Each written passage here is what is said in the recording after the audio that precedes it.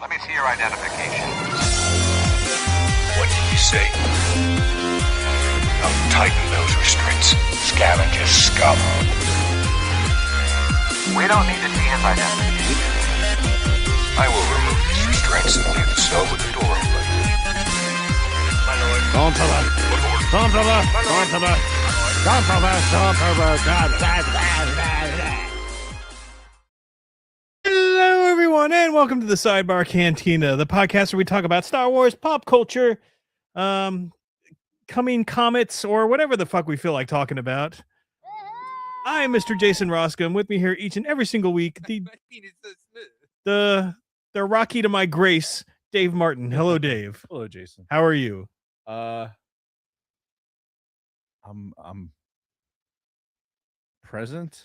Okay. I've been off today. Yeah. I didn't have a real good night last night sleeping. It sucks. And yeah. So today's been kind of a weird day. Yeah. So all right. So if I seem a little off, that's why. All right. We will keep that in mind. Yes. As we go along this evening. Just bounce something off my forehead and I'll be fine. Well, here's something to bounce off of you. You know what episode number this is? 94. Yes, episode 394. 94. 94. 94. I love it. It's always fun when we come around to one of the 94 episodes. 94. And it also means that we're getting closer to our 400th episode. Yeah, holy shit, dude. Which, barring any catastrophe, is going to fall on May the 4th of this 94. year. So that's bonkers. Yeah, so we're starting to brainstorm some stuff, what we want to do for that episode. But either way, it's got to be huge. So we're putting some thoughts in motion, and if anybody has any ideas out there, we're open to that as well. Yeah, let us know. And we start at 5. Well, we used to. And this is my lovely wife, Kristen, who I love very much, bringing me a lava cake. Wow. That I get to eat as we do the. Wow. God damn, that's hot. It's molten, she said. Jeez. Clearly. Okay. Which will. You should probably let that cool off a little bit. Maybe. Watch Jason melt his face off live on YouTube. What were we talking about? 400th episode. Yes. Ideas. Yeah. We're looking for ideas too. If anybody has any thoughts, but we're thinking about it. We're brainstorming. Yeah. And we'll come up with something. We'll come up with something. Indeed. We always do. As we do. Because that's also what our 9-year anniversary. Well, we started the year The Last Jedi came out, which was what, 2017? I think so. So 9 years. Yeah. That's crazy. And it works out because we had several skipped episodes in between. So, because normally this would probably be like 450 or something. Oh, I don't know. Either way, it's 400 on our 9th anniversary. So that's what we're going with. Yeah. So tune in and it should be fun. Yeah, it'll be great. It's going to be great. Yes. So before we get into things, what are we talking about this week? Well, we saw a little movie yesterday. Yes, we did. That's been kind of the hype movie of, I don't know, at least the past couple months. It seems like it's been hyped all over the place. Yeah. And that would be the Project Hail Mary movie. That's right. Of which I brought a copy of the book. Yep. Which I think we're going to be hearing about a lot this episode. Yeah, actually. Yes, we will be. Yeah. I procured this copy of the book, of said book today, because I listened to the audiobook, which is phenomenal. Ray Porter, fantastic. But I listened to it 3 times. Damn. I hadn't had the physical book, so I was like, oh, you know what? Let me get the book. Yeah. So I have it for the show if we need to cross-reference something. Okay. So Excellent. I have it. So yeah, you're going to hear about the movie and about the book and maybe some differences, and yes, we'll do that. But first, why don't we get started with some business and talk about Patreon? You can talk about Patreon All right. while your molten lava cake cools. All right. Well, if you'd like to consider becoming a supporter, wait, hold on. If you're enjoying the Sidebar Cantina's content, consider becoming one of our Patreon supporters. For as little as $1 a month, you can help make it possible for us to continue to bring you quality content week after week. 94. We'd like to give a huge shout out to all of our current patrons: Frank Kalevich, 94. Catherine Rennick, 94. Dragon Buddy, 94. Lord Helmet Fire, Nick from Sweet Studios, my wonderful mother-in-law Patricia Goodstein, Don Solsky, 94. Wally Frogmore, Chantal from Pop My Culture, Helen Martin, Sterling Azier, Nicholas Schaefer, Kristen Roscom, 94. Carly Vickers, 94. Ivo G, 94. Shotgun Mark, 94. Frederick Martin, 94. David Schmuck, 94. Scott and Kim from the Use and Abuse podcast, and the Orange and Pet Show. Jesus Christ. If you'd like to consider becoming a supporter, you can find us at patreon.com/thesidebarcantina.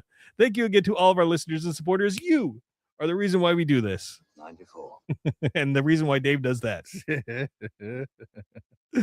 All right. We got any sidebar headlines? We sure do. All right, what we got? Why haven't you subbed to Sidebar Gaming on YouTube yet? Yeah. You the listener, you the YouTube participant. Jason has started his series playing video games from our past one last time. Correct. I did not read that. I put the emphasis on the wrong syllable. Right. Yeah. Check out at Sidebar Gaming on YouTube and stay tuned to our socials for future updates as Jason burns himself. But yeah, Sidebar Gaming. Get out there, give it a subscribe. Yes, and I should be doing the next video this coming weekend. And I think I've narrowed it down. Okay. So I'm not going to say it in case it doesn't happen. That's fair. But I think I have narrowed the game down. Yeah. Don't want to jinx yourself. Yeah. I know how that goes. Mm-hmm. Call me superstitious. And that's it. That's all for that. How's is it cooled off a little bit yet? Not quite enough yet. Maybe if it wasn't in the ceramic hot bowl. I know this bowl is on fire. Should be like it's like a Chili's fajita coming in here. Like yeah. Anyway, so we saw the movie this weekend. Before we get too far away from the Patreons. Yeah. Helen Martin, who is one of our Patreon supporters. Correct.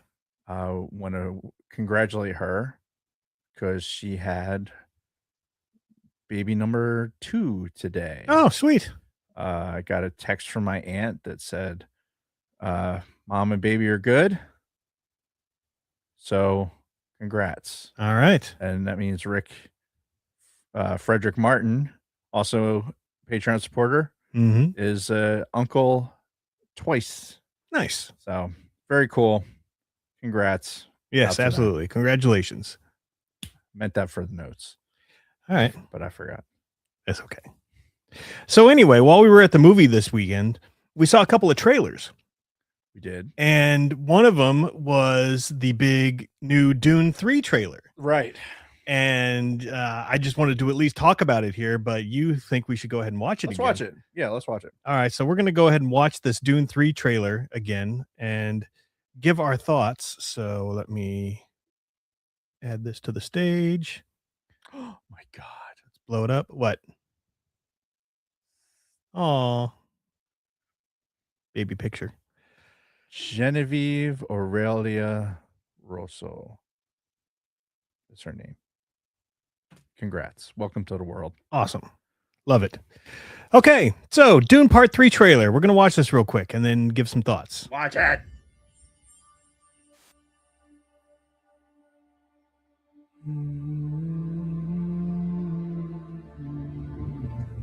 That's Rocky's wife's If we have a girl, name. what will we name her?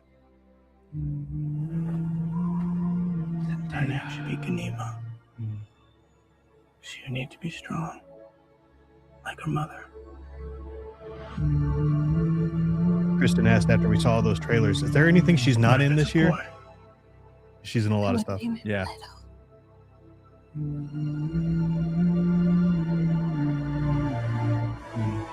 So he would have the wisdom of his grandfather.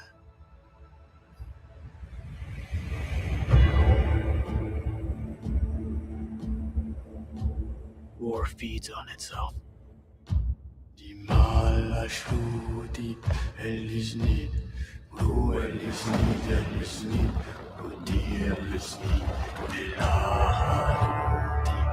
more I fight, the more our enemies fight back. Now, I find it interesting that when he's talking about enemies, Princess Urulan or whatever comes onto the screen. Protect my family.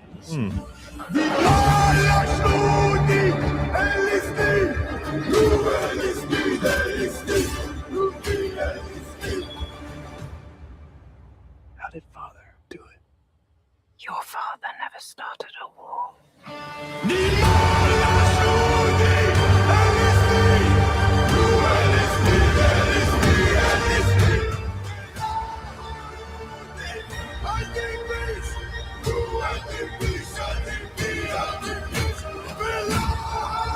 Oh yeah, Duncan, Idaho.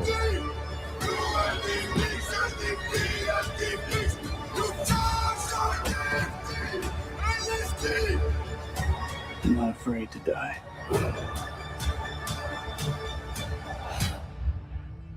But I must not die. Yet.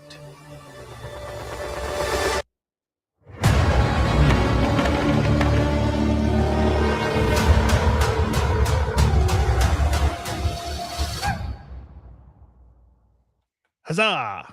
So I'm excited to see it. Yeah, me too. But I've made no bones about it. I love these new Dune movies. So yeah, they're good movies. Even watching the trailer again just now, the parts supposed to eat it, not wear it. I don't know. The parts I know I'm going to struggle with are very similar to the parts of that I'm going to talk about and struggle with in the movie we're talking about today, with because of the differences with the books. Yeah, the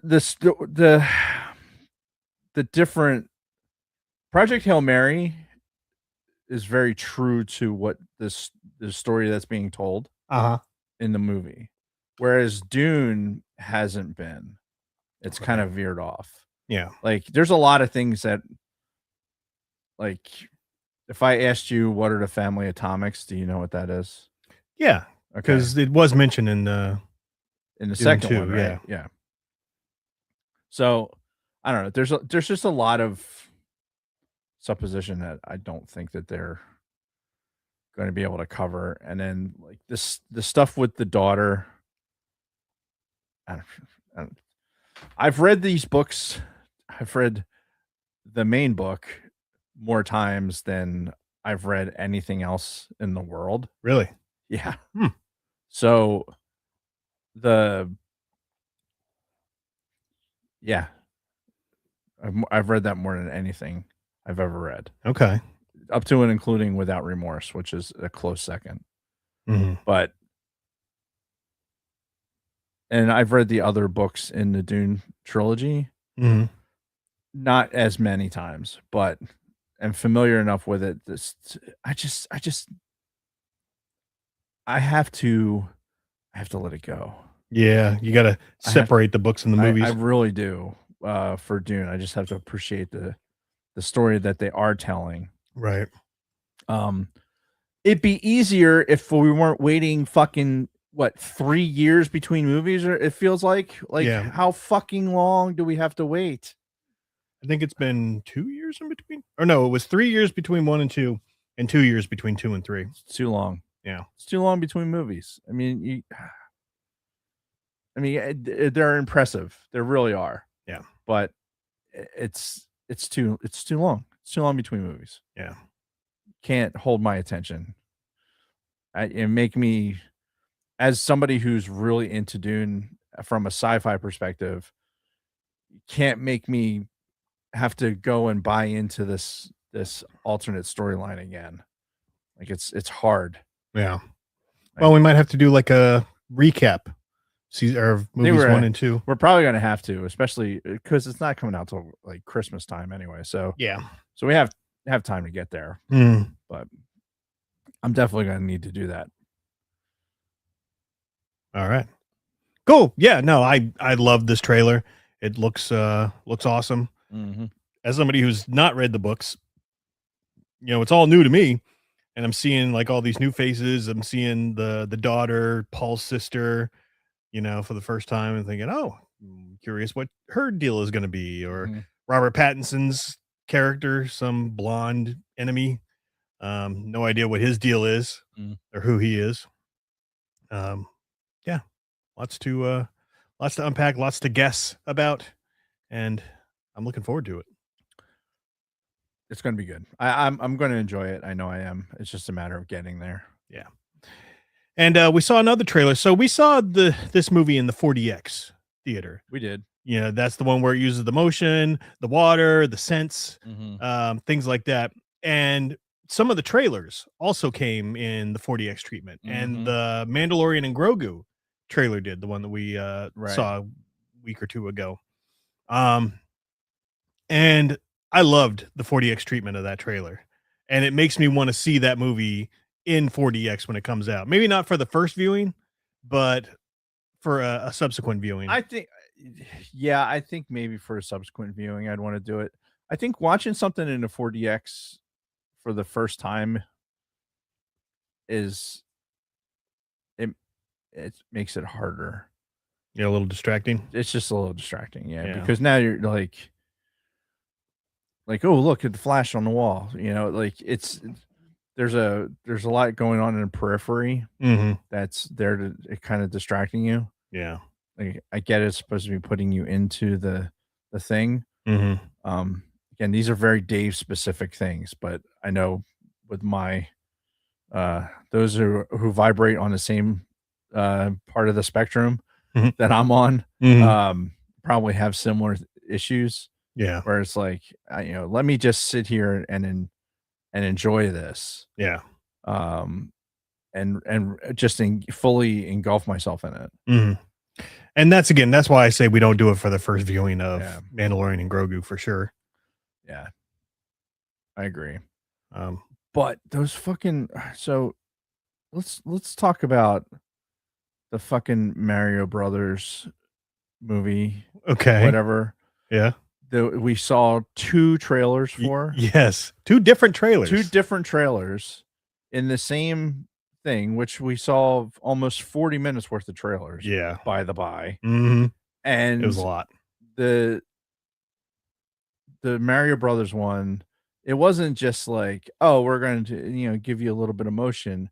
It's like, hey, we want you to feel exactly the limits of these seats and everything else that's going to happen. So we're just going to shake the fucking shit out of you for no fucking reason. Right? No reason. Yeah. There's no reason to shake the fucking shit out of you right before you're going to watch a movie. Right. Because they want to shake the shit out of you during that movie. Right. Which, we're going to talk about it later, I'm sure. But for the 4DX experience for Hail Mary, it was almost negligible.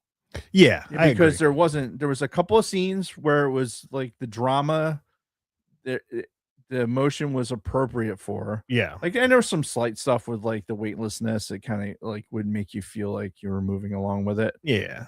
But nothing crazy. Yeah, and there was a lot of times where we were just sitting there not doing anything. Sitting there not doing anything, which is like, I'm perfectly fine with that. Yeah. There's no reason to have a bunch of extra fucking rattling around for no good reason, which is what I was worried about, especially after the fucking Mario Brothers trailers. like, all right, that first one went by. I'm like, okay, the kids in the audience, which there was a lot of kids there. Yeah. It's not a kids movie. Not really. It's not a kids movie. Like, they nerfed Hail Mary a little bit. Did they? But still, it had some. it just wasn't to me. It wasn't a kids movie. It's not something you're going to take fucking the same kids that are like were laughing and enjoying the Mario Brothers fucking trailers. Mhm. I don't know why they're there to see Project Hail Mary. Probably dragged there by their parents, I guess. thinking it's going to be some kind of a family-friendly movie. I mean, there was no nudity and no cussing, so I guess, Yeah. you know, And you had Rocky. yeah, you had dead bodies. Yeah. Yeah, you had the end of the world. Yeah. Yeah, there was A that. little depressing. Yeah, it's had some alcohol. There's alcohol there. Yeah. Anyway, Yeah. we'll get to there. Yeah. But yeah, they're fucking. I think next time I was. All right, we'll talk. We'll talk about when we start talking about the movie. Okay. And any thoughts on Mando and Grogu, like in the 40X, as far as that trailer goes? No, I've already. All right. I'd be willing to see it after seeing it once. Yeah. You know, it would. It's going to be a popcorn movie. Yeah. That's what they're meaning it to be. And they're really pushing it in IMAX. I'm noticing, like in all these commercials and everything for Mando and Grogu, they're really pushing the IMAX. They didn't film it in IMAX. Like, all right. This is a Davism, but I still only associate real IMAX with the big film. Yeah. Like even the IMAX experiences that, like, even in King of Prussia, I don't think that they have the actual IMAX film theater. Right. It's a certain millimeter of film. Yeah, I for can't the think of it IMAX right now either. Yeah. But it's huge. They're giants, and I think I've talked about it before. But back in the day, you know, the Franklin Institute had one of the first IMAX theaters. Yep. Not the first, but had one of them. Like really one of the only ones in the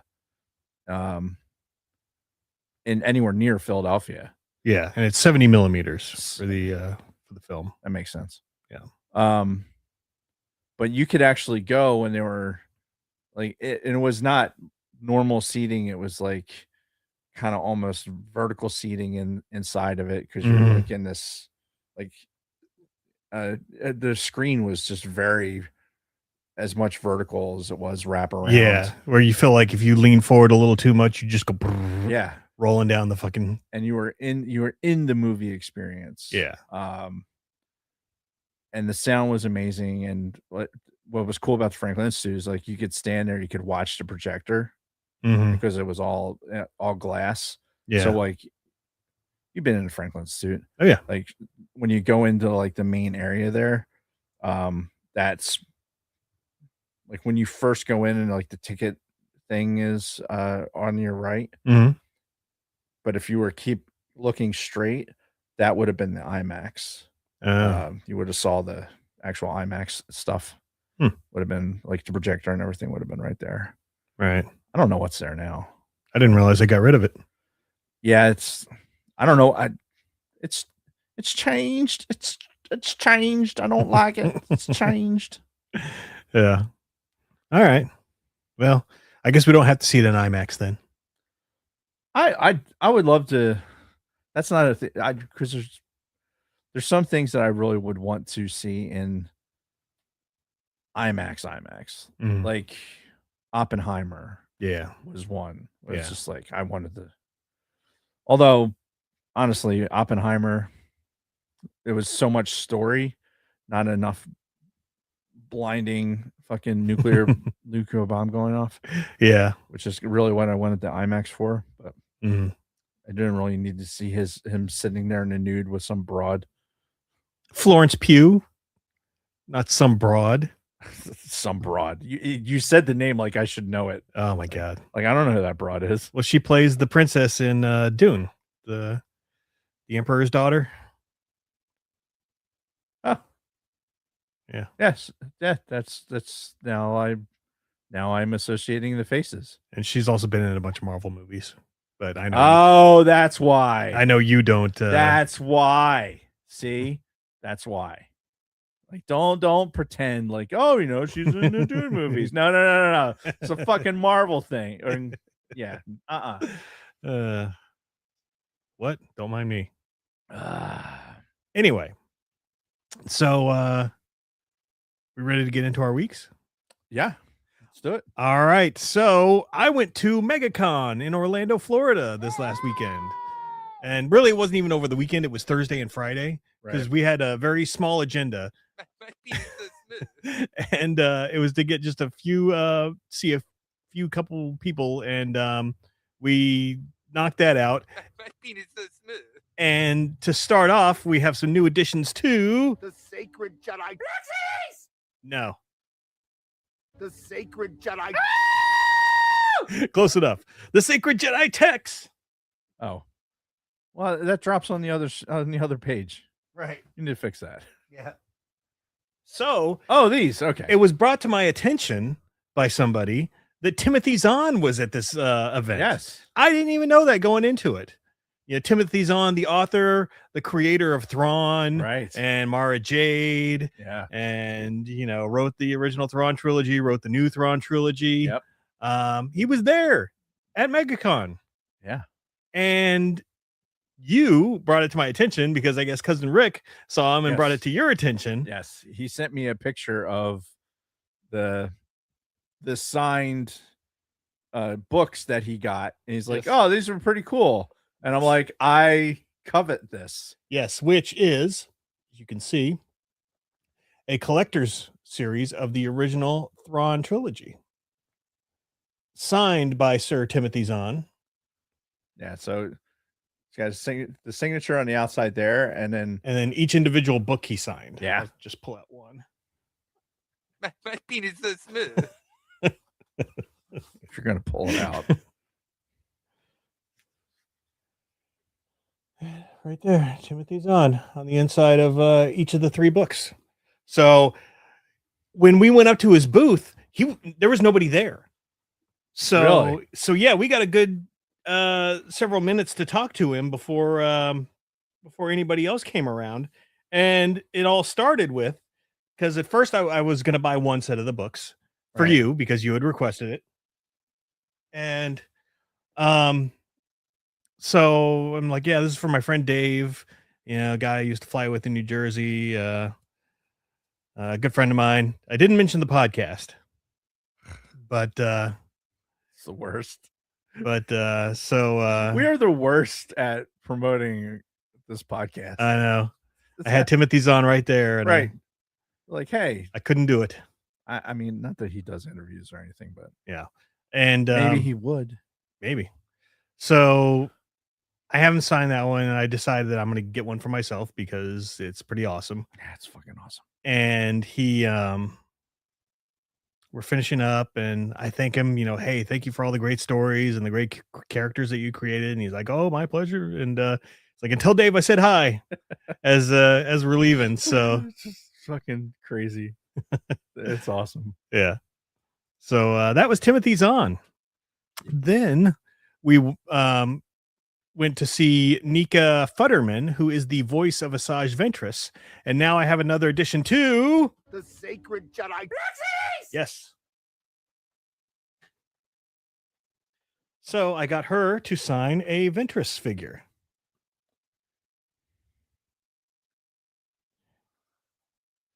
Nice. And she was cool as shit. Like, she was spending, in the beginning, she was spending so much time talking to people. Like, she was doing voices for people. She recorded a video for some guy doing a voice. Oh, that's awesome. But the line was taking kind of long because she was doing that. And they eventually kind of forced her to speed it up a little bit, which is a shame.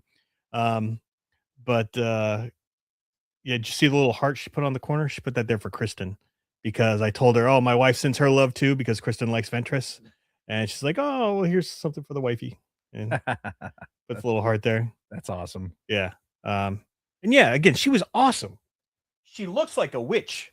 Like she literally looks. She's got the long black hair. She was wearing like a big rimmed like witch hat almost, and she's kind of like skinny and kind of. She looks like she should be on Dathomir somewhere. Yeah, exactly. She kind of looks like she's got the body frame of Ventress. That's really funny. But yeah, it's crazy because she has like the long stringy black hair and the witch hat, and I'm like, whoa. But she was fucking awesome, cool as shit. I didn't spend a whole lot of time talking to her just because I knew the line was trying to move, but I'm sure if I'd wanted to, I could have gotten her to do a voice for me, and probably could have said something like a promo for the podcast or something. Probably, yeah, because she was just being that nice to everybody, right? So then the last person that I saw was Kat Tabor, who is now I can't remember if I've told this story on the podcast or not, but she's the voice of Padme in Clone Wars. Okay. So one day early on in the Clone Wars, Rob was watching it when he was younger. And I wasn't really paying much attention to it because at that time, I'd seen the movie and thought, oh God, this is terrible. This is all just for kids. So I wasn't really paying attention. But as Rob's watching the show, Padme comes on and I immediately stop what I'm doing. And I'm like, I know that voice. And I had to run to a computer and I told her this whole story too. And I ran to my computer and sure enough, she's also the voice. You all right? Yeah. Of Vet from the Old Republic. If you've played the Sith warrior character type in the Old Republic, your companion that you get is Vet. She's a slave Twi'lek. Shit. And she does the voice of her as well. And that's where I knew her voice from because I was playing the Old Republic at the time too. And I'm like, I know that voice. That's very, very similar to somebody that I've been exposed to lately. And sure enough, it was Vet from the Old Republic. So yeah, what a cool story. Yeah, to be able to, like, you got to imagine that they probably see people all the time, and it's I feel like that there's autograph grabbers. And a lot of these lines that go see stuff like Timothy Zahn, that same thing, the book collection that we got. Yeah. It's on eBay for they just want to flip it for money. They want to flip it for a profit. And it's a shame. Yeah. Really. I get it. Whatever. It's maybe somebody else gets that and whatever. It's cool. But those people probably aren't giving good stories and appreciating that. Oh my, wow, I'm standing here with the person that's representing this little moment in my life. Yeah. Thing. Oh yeah. And I would imagine that they have to appreciate that one. Yeah. And she did get when that walks up. Yeah. She got a kick out of it too, because she's like, well, normally everybody recognizes me as Padme. And then, they recognize my voice when they play a video game that I've done or something like that, instead of knowing it from a video game and then recognizing Padme's voice. So she said it's normally the other way around. So she got a good kick out of this. That's really funny. She also told me I looked like a friend of hers. And I'm like, I get that a lot. And I really have. I've gotten that so many times over the course of my life. Like, oh, you look just like somebody I know. I don't know. I guess I've just got one of those faces. Yeah. That's being a white person. Yeah, we all look alike. Yeah, we do. We all, white person. Yeah, we do. We all look alike. Yeah. So yeah, she was cool as well. So the three people that I met, Timothy Zahn, Nika Futterman, and Kat Tabor, were all super cool, very personable, willing to sit there and listen to me tell stories for a minute. Yeah, it was great. We almost stayed for Saturday. Okay. Because Diego Luna appeared only on Saturday at the thing. Okay. But we decided not to because they added him at the last minute. So we had already made our arrangements, bought our tickets and our hotel room and everything. So we'd have had to change a bunch of stuff, change our flights, and decided since this is Diego's one of his first appearances at one of these cons, I would imagine we're going to see him again. at one later. Hopefully he comes to Philly this year. And you think he'd be that much of a late ad this year? I looked at the lineup for this year. There wasn't anything like spectacular for Philly. Yeah. Yeah. The biggest one I'm going to see is Manny Giacinto, the stranger from who you've already seen. Well, right? Bob got something signed from him. I was just holding the line for him. I didn't actually get anything signed that time because I didn't have the figure. But I will this time. Right. And I'm hoping that they add some more people before it gets there. Because like I said, Diego Luna was like a last minute ad like a week and a half before the show started. So we still got time for Philly. And now, I mean, but that's a big con, like that one down. Yeah. The Mega Con. That's one of the bigger ones. Yeah. I feel like Philly's pretty big. I mean, I guess it is. I don't know. Yeah. I don't know. I don't know. I'm not an expert at these things. I don't know. Yeah. And, I'm sure a lot of it is dependent on the actors and the people that come, because what's weird is, how we saw Ian McDiarmid last year at the Space Con in San Antonio, which was, weird that he would do that one of all cons, doesn't go to any of the Comic Cons or fan expos. And the schedule came out for this year's Space Con in San Antonio, and he's on it again. And it's like, well, why is he going to San Antonio? Does he live down there? I don't know. It's either that or he's got some family down there or something, but that's probably why these people make appearances in certain spots, because they're probably located closely or, know people there, whatever. But, yeah. So I'm hoping we get another chance to see Diego Luna. Hopefully he doesn't become a big star. I'm sure he will. I mean, honestly, when Star Wars kind of makes your career, that's what you got ultimately come back to. Yeah. For your bread and butter. Mm-hmm. Now, if only Adam Driver would start doing the con circuit, that'd be awesome. Or Daisy Ridley, for that matter. Yeah, I think they're both still actively trying to do other work. Yes. So, which is understandable. They'll get there. They'll get to a point where it's like, all right, everything else is slowing down. Mm-hmm. Maybe we should take part in some of this. Mm-hmm. And get the line of people just wanting to, be in my presence. Yeah. There's some level of ego to all of it. Every one of those people. Yeah. I'm sure some more than others. Yeah. Oh, of course. Yeah. I'm sure some of the people just like love it. I think Shatner does that. I think Shatner soaks that shit in. He's basically the character from fucking Galaxy Quest, where he goes to these cons and he's just like, yes, feed me your love. Yeah. There's no doubt. There's no doubt in my mind. Mm-hmm. Although Shatner, the stuff, he was like doing cruises with Neil deGrasse Tyson. Mm-hmm. And it's just amazing to me. I never picture those two like being friends and then doing things together. Yeah. Like, it's funny, right? What did they do? The Antarctica cruise they were on. Mm-hmm. Antarctica, like by boat, which means they were going through the fucking some of the most hellish waters on the planet. Yeah. Which fuck that. I already don't do cruises. I won't do it in the Caribbean. There's a perfect good airplane that would fucking fly me down to Antarctica. Thank you very much. Yeah.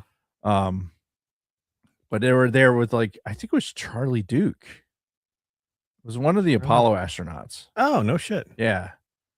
And then they just did, when we saw Neil deGrasse Tyson last year, he was talking about doing a thing with Shatner. I don't know if it was another cruise or something, but he was doing another thing with Shatner. Yeah. It's just like, it's just the weirdest shit. It's like never, fake sciencey guy who just says nonsense, but he's very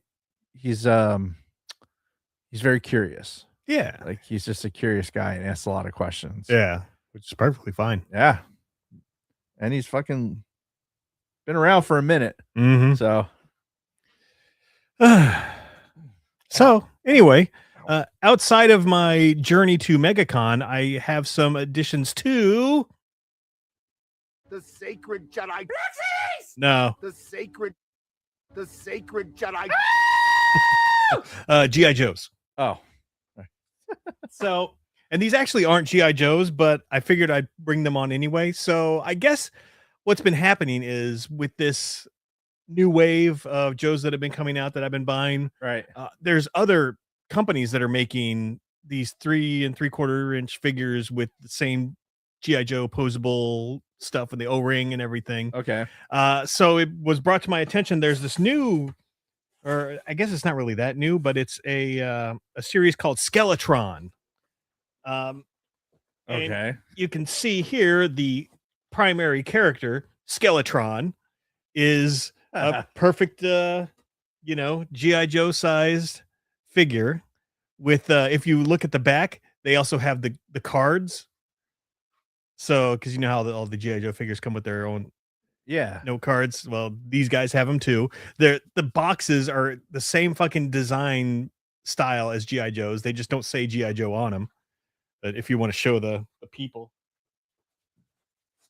Yeah. I mean, it is. It's a perfect analog of GI Joe, except with a almost lightsaber and a red M4, because why not? yep, And a jetpack and a Mandalorian mask that looks like a stormtrooper mask. right. And then we've got along the similar lines the Zargonaut, who is very similar. You're a Zargonaut. Yes, I am. My favorite one. He also has a sword and an MP4. Yep, but he's a different color. Not an MP4, an M4. Right. Well, he kind of looks like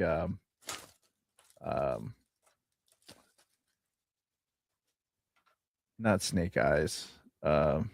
Storm Shadow. Yes. We've also got my favorite, Yeti. So, what is the nexus? Look at this guy. This is. Oh, hey Rick, it looks like you. Look at the face. Look at this baby face on him. That is cousin Rick. Tell me, does it look like a cousin? Oh my god, it's hilarious.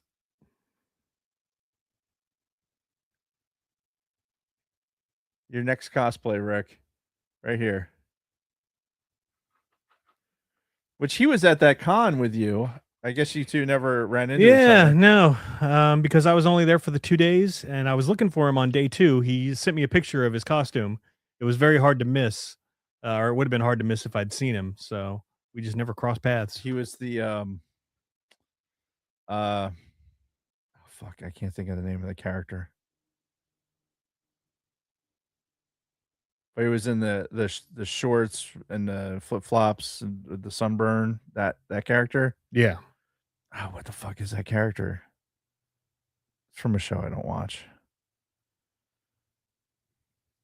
It's Ted's Big Adventure. I don't know. Yeah, I'm not sure either. He also was down there as Barf, by the way. Yeah, which is awesome. Which he would be perfect for that. So if you were at MegaCon and you saw Barf, then most likely you saw Rick. Yep. And in addition to the Skeletron, we also have Call Sign Longbow, which is another series very similar to G.I. Joe in all but name. Wow.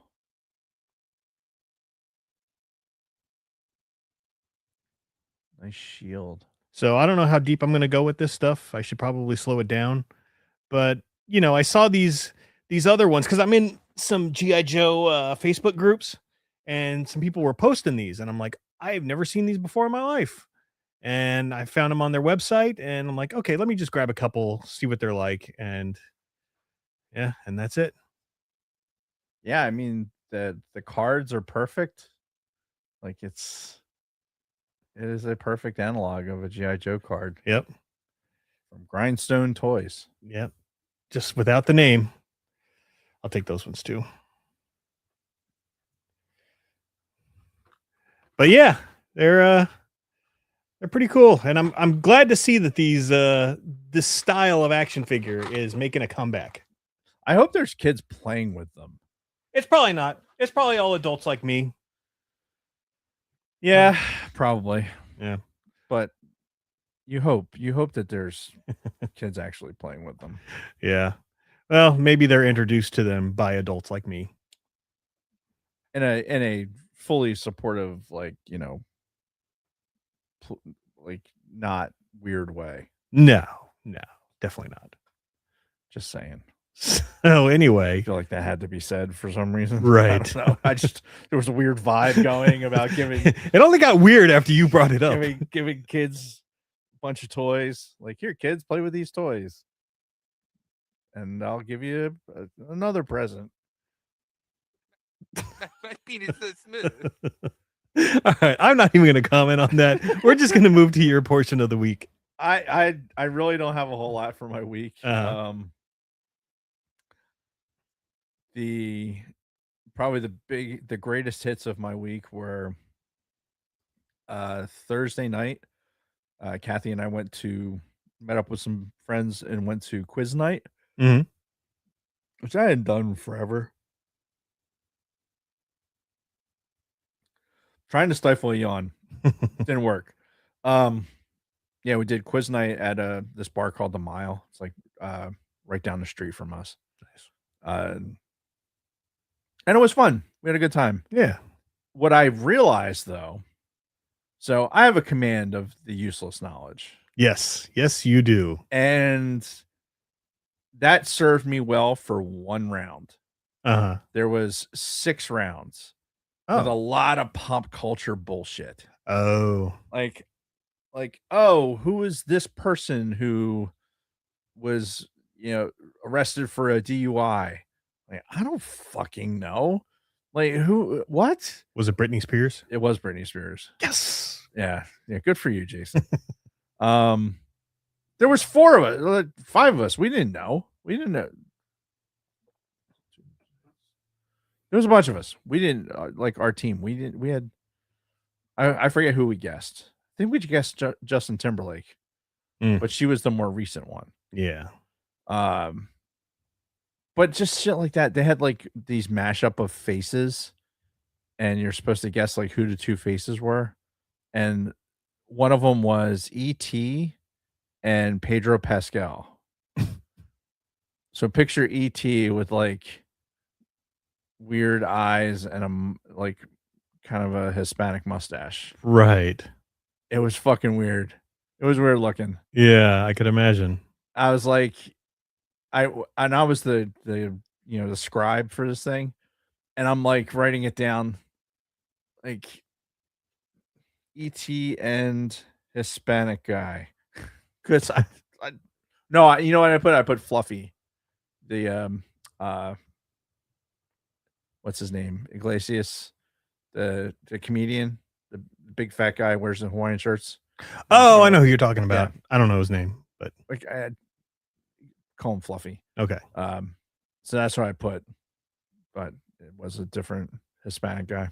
Yeah. And yeah, there was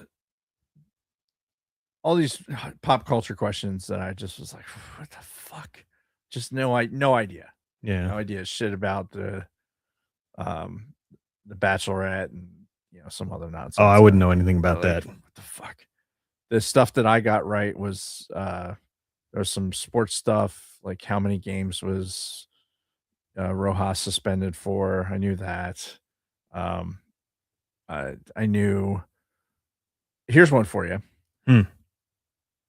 Where is the Rosetta Stone located? Like the place where they make the books?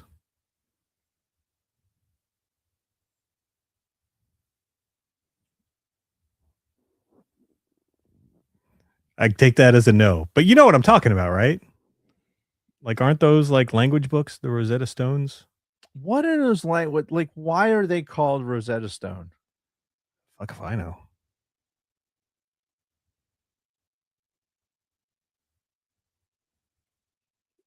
So, all right, enlighten me. The Rosetta Stone is basically the basis of like modern language. They found it. It's like on a like a tablet, which is why Rosetta Stone, like language software, kind of takes its name from that. Oh, okay. It's a very oversimplification of it. Sure, yeah. But it's located in the British Museum. Okay. In UK. Yeah, I knew that. Right. But I don't know that Britney Spears got a DUI. Right. See, that's why we'd make a good team, because I've got some knowledge that you don't have and vice versa. Yeah. Well, I had fucking 3 broads and another dude with me, and that there was a lot of non-Gen X questions, is what I'm going to say. Gotcha. I just felt a little old. But I was proud of myself that I got some of those questions. The questions that I felt like I was supposed to know, that like, this is why I'm here for these questions. I got those right. And then there's other questions, not so much. Yeah. But it was fun. We had a good time. That's all that matters. So it's, again, feeling old. The girl next door, again, not the movie, who was a little bit younger than Kate. She works there. She's a like a bartender at the Mile bar. Yeah. Yeah. And I mean, she's in her, I don't know. Kate's 26, so she's probably like 24. Okay. And we come in, and she sees us, Kathy and I, and she goes, "Oh, hey, Mr. and Mrs. Martin." Just like, oh, that was weird. That just and Kathy had been in there before, and it happened to her before, and like her friends had heard it and actually busted her balls about it. But having it happen, and it's just like that. No, I don't like that. Don't like that at all. It was definitely weird. She's a good kid. It has nothing to do with her. It's more about my own insecurity as a fucking an old man. Yeah. Yeah. Other than that, was supposed to go to the movies on Friday. Yeah. What happened with that? Well, so here's the thing. I thought I was that the movie was on Saturday. Right. And in my brain, it was like, okay, Saturday, the movie's at 3, blah, blah, blah, blah, blah. And then I was talking to Julie, the person from work. Yeah, mutual friend that we found out we had. Right. She was going to see it also on Saturday. So she's like, "Oh, you can meet husband name Will. Yeah, you meet Will." And like, yeah, my wife was coming as well, or like, doing whatever. But she said, when I said, "Yeah, we're going the same time," she's like, "Oh, I thought your tickets were for today." This was on Friday. I'm like, no, we're for Saturday. And what I should have done was I should have like looked in my phone. And my phone would have said, "Hey, dummy, your tickets are for today." Right. But I didn't do that. I just was like, instead, I don't need that piece of information anymore. Nope. I know that the tickets are for Saturday because that's more convenient. Because I know there's no way in hell I'm getting out of work in time to be able to fucking make it for a 3:00 movie, which I didn't. Yeah. Like, obviously, I didn't make it to the movies on Saturday. Which sucks because I think Kathy would enjoy Hail Mary, and so we're going to see it later. Yeah. But yeah, I just, thankfully you were able to be like, "Hey, there's seating available for at the 40X thing." Yeah. All right, sweet. Which is crazy because I had you at the end of a row. because our seats started at the other end of the row, and the 2 seats in the middle were taken. But those people never fucking showed up. Right. There was a bunch of empty seats in there for people that didn't show up. Yeah, which is weird. Maybe they're all stuck in traffic. Traffic was fucking nightmare getting there. Yeah, that's true. Like I was thinking we were going to be late for a minute there, but I didn't take into account the 40 minutes of trailers and commercials. So we would have been fine. Yeah, but... facts. Yeah, so got to see the movie on Sunday, and then today school's back in officially for Dave. Oh yeah. So we're gonna see how this goes. Mm-hmm. It's gonna be great. I'm in crew. It's crew platform control room automation design and integration. That's a mouthful. Yeah. So it's basically how you design things to make the human and the machine interact. Oh, which makes sense. Yeah. The smoother you make that process, the better it is for everybody. Right. So you have to understand like all the exterior potential inputs to be able to mitigate that so you can, make a better interface. Yeah. Well, that's cool. Yeah. But it's a really small class. So small. My penis is I don't know how. This is the first time where there's a me and another student. Yeah. That's it. Just 2 students.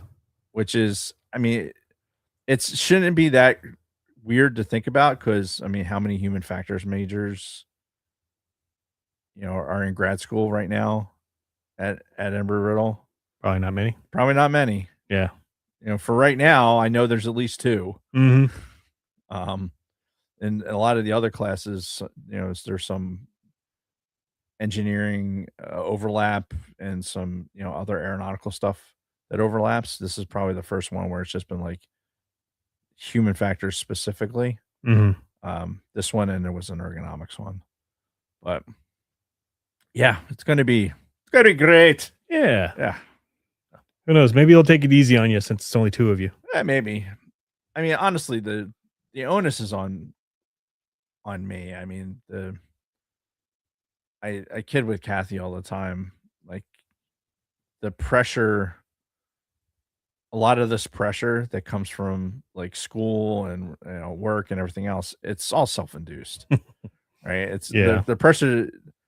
There might be some external pressure to like succeed to a certain point, but the expectation for within ourselves is to greatly exceed that level of success.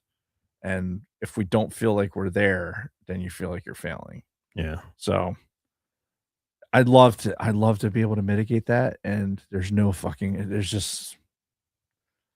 not happening.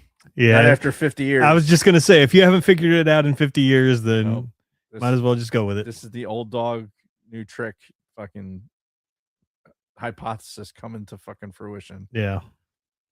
So yeah, that's it. That's all I got. All right. I'm sure I'm missing something, but that's good enough for right now. Okay. Well, do you need a break or anything before I need to pee. Okay. Then let's do that. We'll take a very quick break. Are you going to cue it up? I will do that. All right. Going to take a very quick break. After this quick word. Where is it? Where'd it go?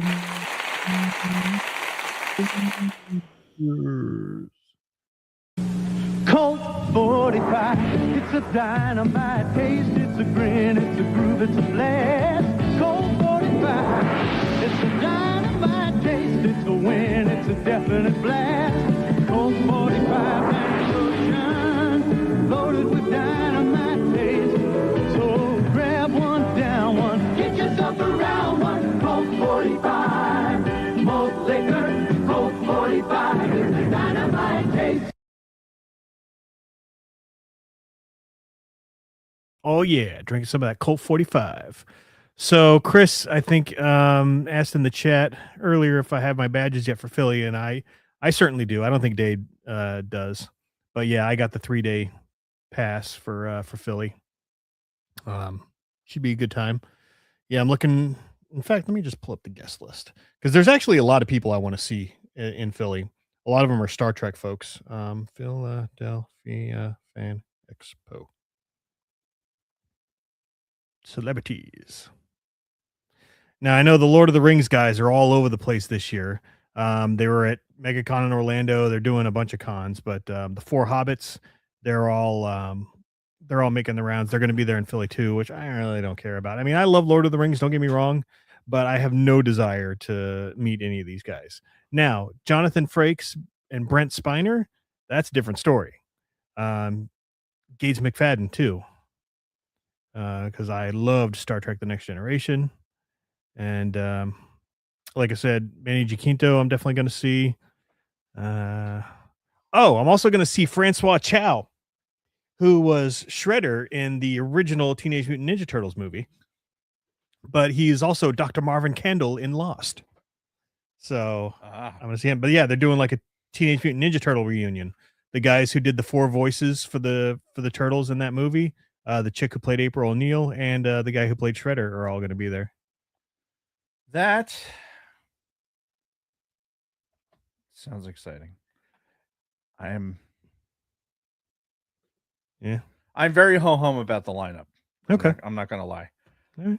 It doesn't really tweak my nipples for any of my nerddom. All right. I said I'm not a big TNG guy. Not so into the Lord of the Rings that I would want to go meet any of those actors. Yeah. Yeah, I mean, if I went, I'd probably go for one day just to sniff around the toy and lightsaber collections. Yeah, the vendors and everything. Yeah. All right. See what kind of Mandalorians are walking around, you know. Yeah. But yeah, otherwise there really isn't like a that one thing that is just not there for the con. Maybe if they had like if they're doing this Turtles reunion and they had one of the costumes, that would be fucking cool. Yeah. But those things probably foam rubber and have deteriorated. Like probably fucking 30 years old. Anywho, the Pizza Dude's got 30 seconds. Yeah, I love that movie. What a great movie. And I loved how it was so dark too. Yeah. It was great. Anywho, you want to play us in?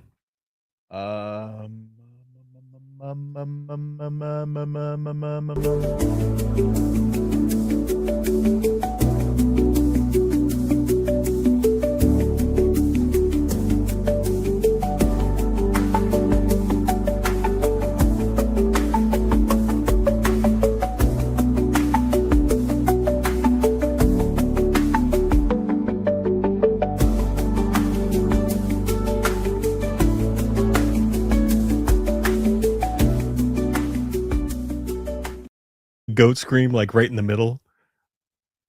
It did. It took us out of it. Hey, and we're back. So, Project Hail Mary is a movie that we saw this weekend. Yes, we did.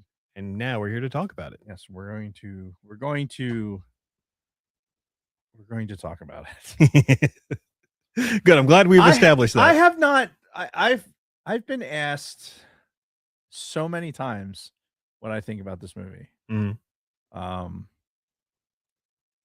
Surprisingly amount of times. Like the normal people I would expect to hear from. Yeah. Like, people of the same mind.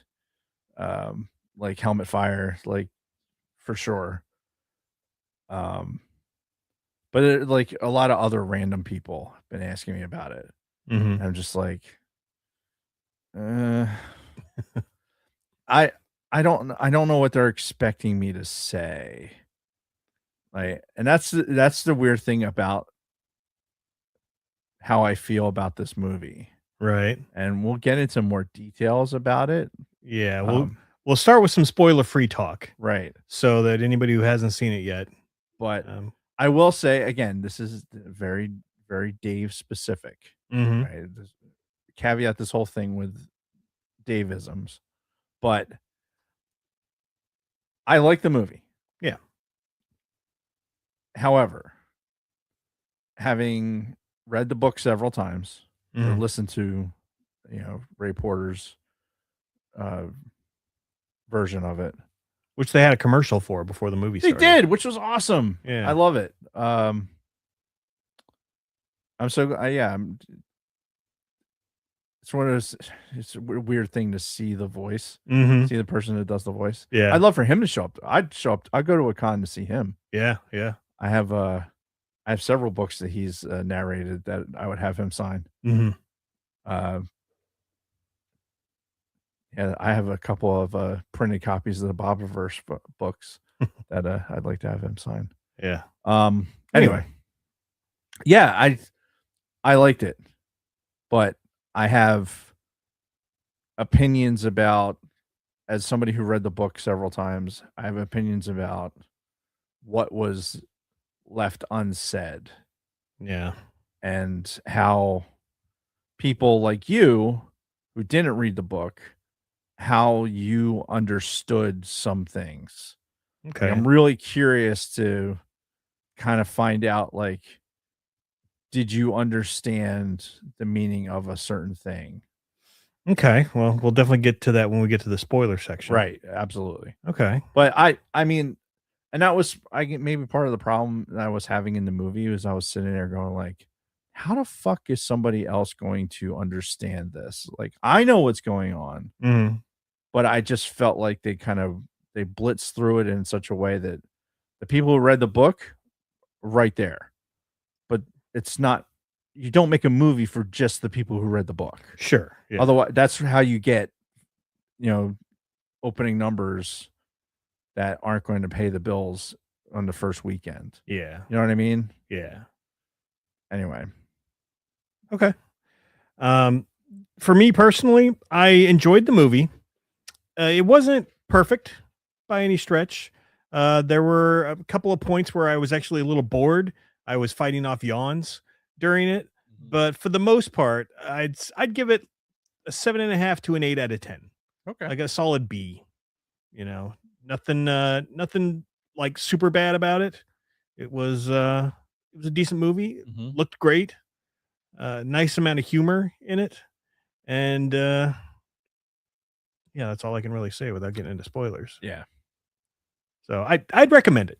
No, you should see it. Yeah. I think people should see it. I think the 4DX experience is kind of wasted on this movie. Yeah, it's not necessary, but there are a couple of scenes that it was really, really good, which we'll talk about. But if you just go and have the IMAX experience, I don't think you're missing anything. I do think that the scene building, like the building and the effects and everything were phenomenal. Yeah. Like everything was seamless. I like what they did with Rocky, which that's not a spoiler. I mean, they got these motherfuckers, they put too much out there in the trailers. In the trailers, in the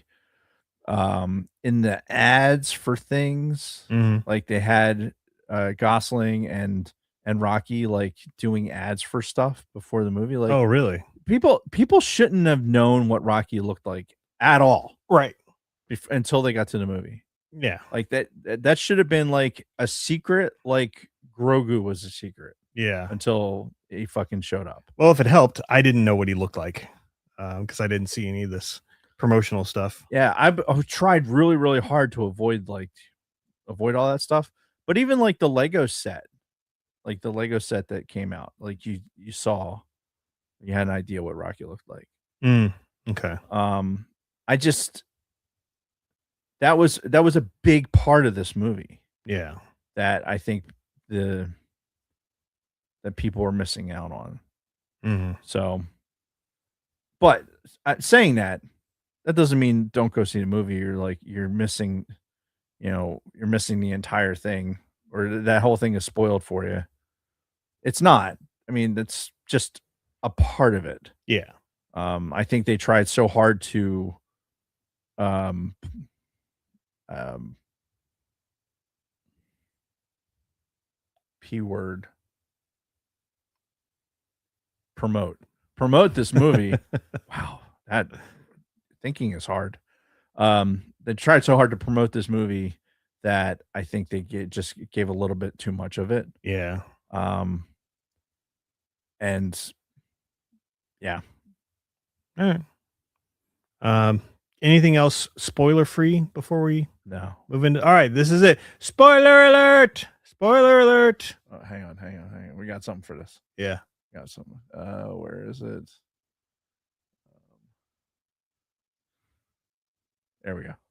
All right, if you do not want to be spoiled about anything that happens in the book and or movie, now is your time to tune out. Go watch and or read, and then come back and finish the episode. Yes.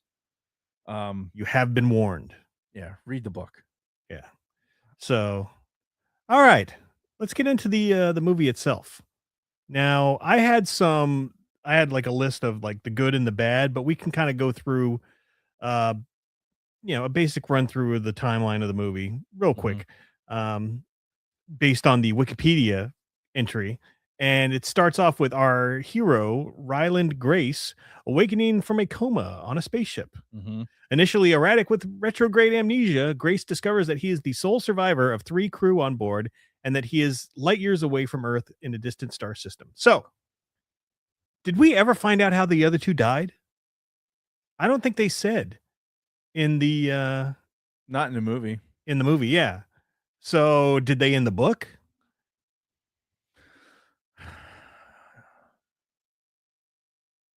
So, they talked about in the book that there was the induced coma had there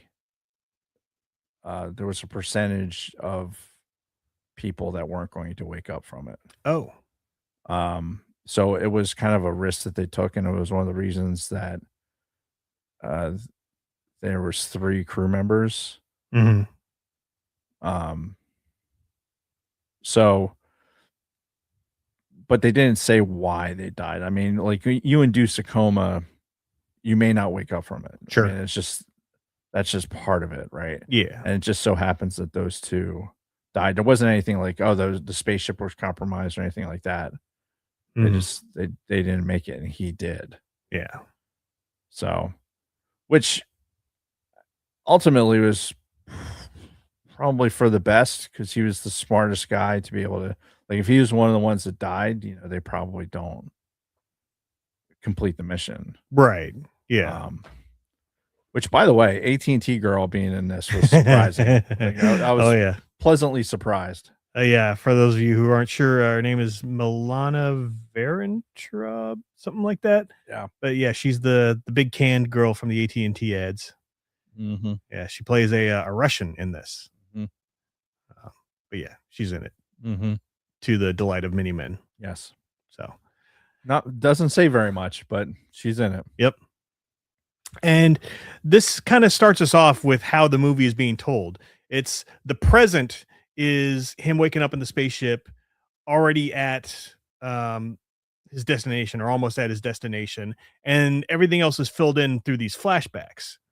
And one of the biggest mysteries that they kind of put forth is, why did he decide to go on this mission? So let's cue in my first issue with this movie right out the gate. Okay. So the book starts, like, the first couple of chapters of the book are him regaining consciousness, basically. Like, that whole 2 + 2 thing, that there's his interaction with the ship's robot, whose name is escaping me right now. Yeah.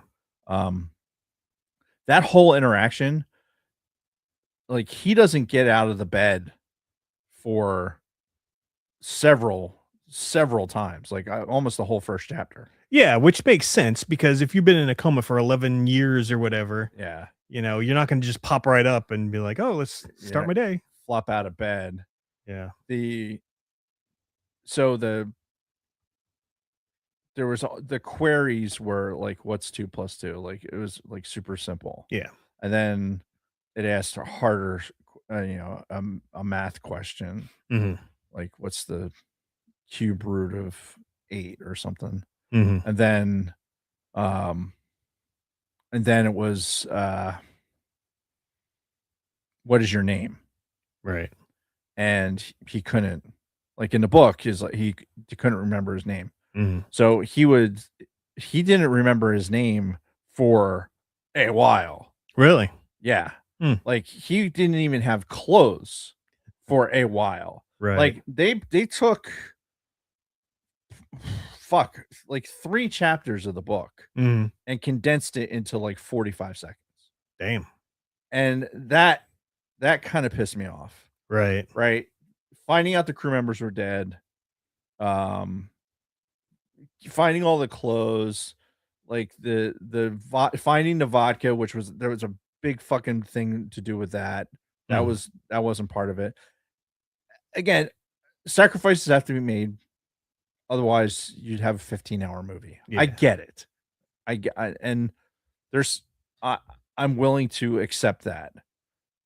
But the very beginning of this, I felt like was, hey, everyone who's read the book, you know how we got here, so we're just going to fast forward. Mhm. And I don't know how you, as the non-reader of the book, like for you, it just seems like, okay, boom, boom, boom, boom, and suddenly we're here. Yeah, it felt kind of fast, and I was mostly confused about why the other 2 had died. I thought that there was something more to it than that, but yeah, I was pretty much able to follow besides that. Yeah. Yeah. There's the flashbacks were definitely part of it, like having certain memories kind of come back to him, Mhm. like as part of like regaining consciousness, like he was understanding things, like he understood that he knew he knew that he understood science, but didn't understand, he didn't know what his name was. Like Right. he went through this whole thing. There was a whole thing in the beginning with gravity, Mhm. right? So for him, he didn't understand. Like he mentions it, like it's written on a whiteboard. It says why am I muscular or something like that? It says on a whiteboard. I don't know if you remember that. It was like a quick Not really. glimpse on something he wrote on the whiteboard for all the questions he had. Yeah.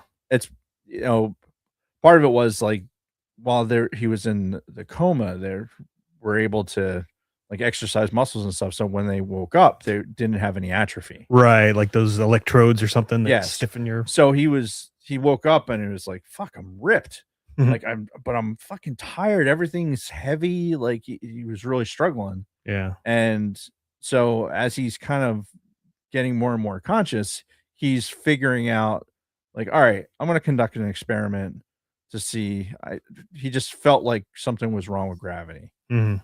And so he starts conducting experiments with like a pendulum to get timing. And it's like, okay, here's the timing, and I'm gonna drop shit to see like if it drops.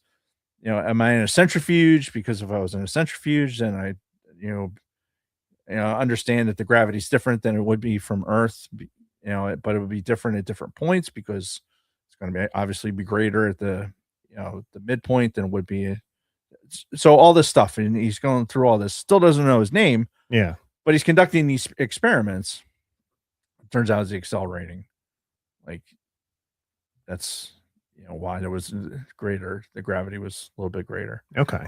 But yeah, there's all this like, yeah, it's kind of like it's a little bit of fluff, but it's also character development. Mhm. There's a lot of humor built into it. Yeah. And you learn a lot about the other characters also. Yeah. So yeah, I was disappointed. Like, people that didn't read the book missed out on a lot, Okay. and something that they couldn't have took it more than 45 seconds to a minute. Mm-hmm. You know, and then they hit a point where it's like, okay, now we're gonna, all right, we covered that. Now we're moving on. Yeah. So, all right, moving on with the plot. Grace slowly remembers that he is a middle school science teacher and former molecular biologist. In the past, scientists observed the sun dimming, coinciding with the formation of an infrared line from the sun to Venus called the Petrova line. The dimming, caused by a microorganism known as astrophage, exponentially increases its population on the sun's surface, will result in a catastrophic global cooling of Earth within 30 years. Government agent Eva Stratt recruits Grace and other scientists to study astrophage. So that's the big plot, is the fact that the sun is dying, and it's not just our sun. They reveal later that it's like all of the suns in our local area except for one is being affected by this microorganism that's feeding off the sun and cooling everything around it. So it's a neat plot line. I mean, I give them credit for doing something that I don't think has ever been done before. Story wise. Yeah, I would agree. I don't think that as far as world ending scenarios, I don't think they've done anything like this before. Yeah. At least that I'm aware of. Yeah. So he gives us more of the plot, why he's doing this. And again, it's why he's there. Yeah. Not necessarily why he decided to do this. No, that's coming later. Right. And astrophage is something that it's not necessarily, he didn't come up with that. Right. He's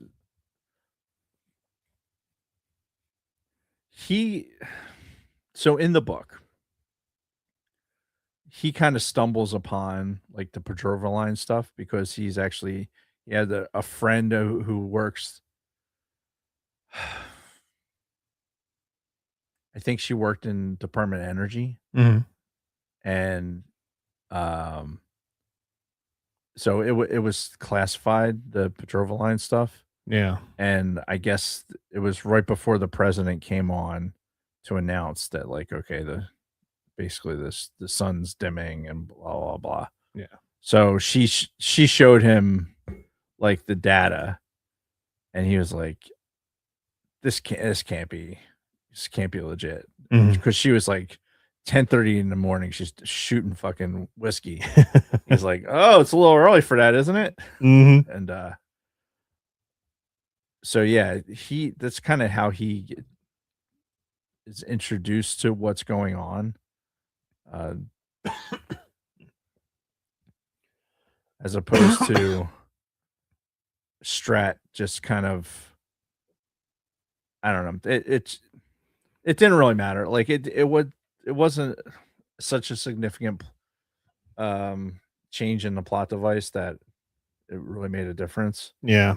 Because it's not like it wasn't like his ex or anything. It was just a friend that he had, that he met up with. So did they have him doing more mundane work before then? Or are you saying he learned about it before they ever came to the school and like took him? Yes. Okay. Yeah. So he kind of knew what was up. And they give you that in the movie also, right? Because he's talking to the class about the Petrova line, because the kids are asking him the questions. Yeah. So he is demonstrating that he knows what's going on, because the classroom stuff, it gets into a little bit more in the book, how his interacting with the kids kind of has a lot to do with his decision making. As far as deciding whether or not to go or stay in both on Earth and also on the Hail Mary. Yeah. Later on, towards the end of the movie. Whereas there's not as much weight on it, Right. for here. Here it's just like, oh, he was a school teacher, cool, and that's the long and short of it. Right.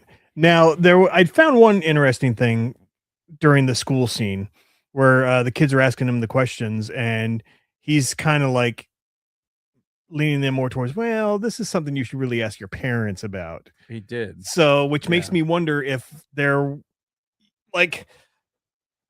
were a group of deniers out there who thought that this was all a bunch of bullshit. I think that there was something in the book, and Helmet Fire could probably help me out because he's got a better memory than I do. Mhm. But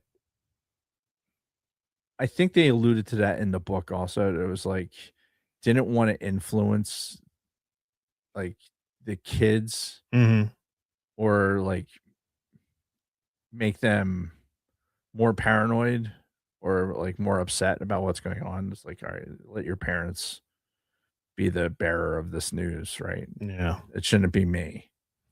Right. And he says that in the scene. He says that like, it shouldn't be me that's telling you this. Yeah. And I'm pretty sure that's It was more said in the about that, book. more about the end of the world than Yeah. whether or not they're astrophage deniers or not. Right. Yeah. Okay. All right, that makes sense. Grace discovers that astrophage is a cell which is impenetrable to any form of electromagnetic radiation, and that it breeds on Venus via the planet's carbon dioxide and energy from the sun. Researchers also find astrophage to be very effective but volatile fuel source. It has infected other stars within the solar neighborhood. Strat discloses Project Hail Mary, a plan to send a crew on a suicide mission to Tau Ceti, the only undimmed nearby star. The Hail Mary spacecraft only has enough astrophage as fuel for a one-way trip, but will carry probes to send the crew's findings back to Earth.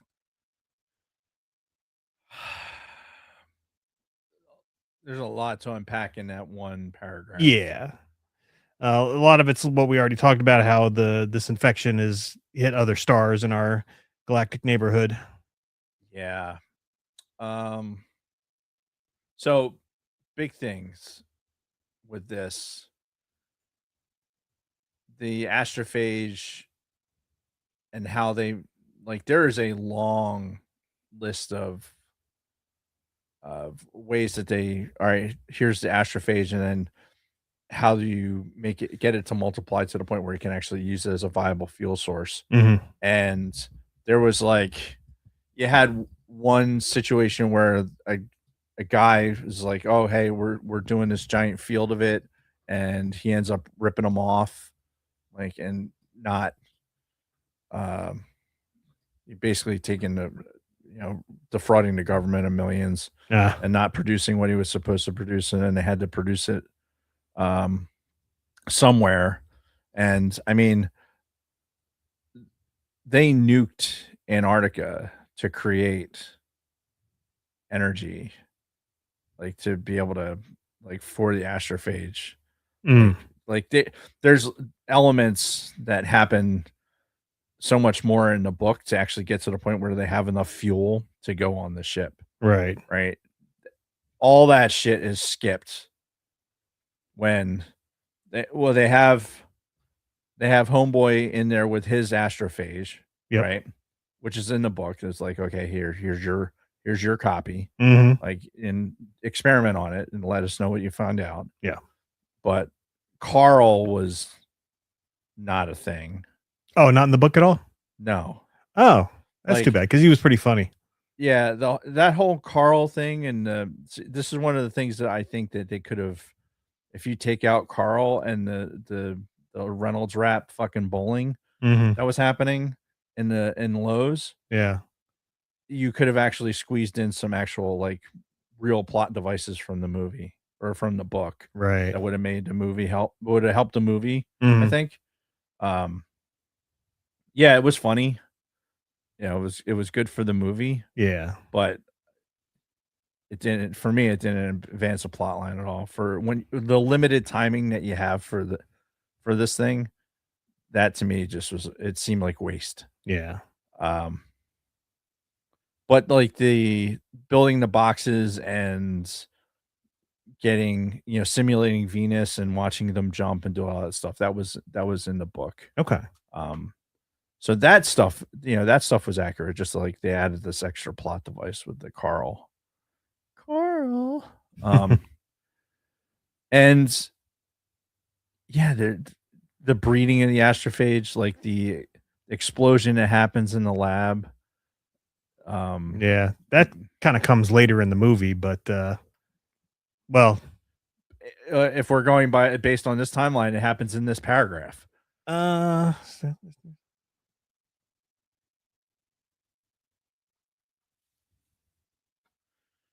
Oh, okay.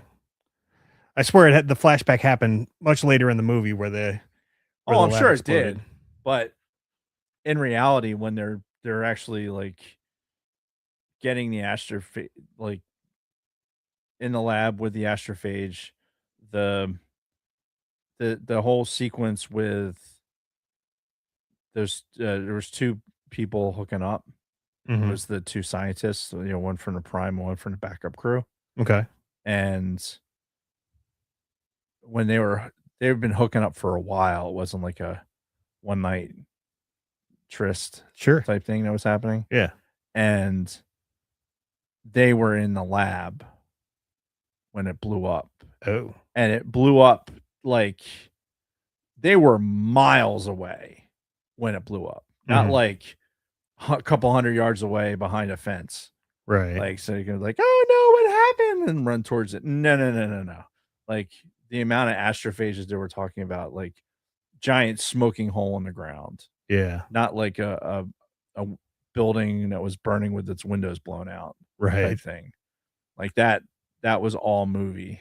Now, I will say the scene where they did that in the movie was pretty badass because it was Grace and the scientist gal talking, and well, it was Grace and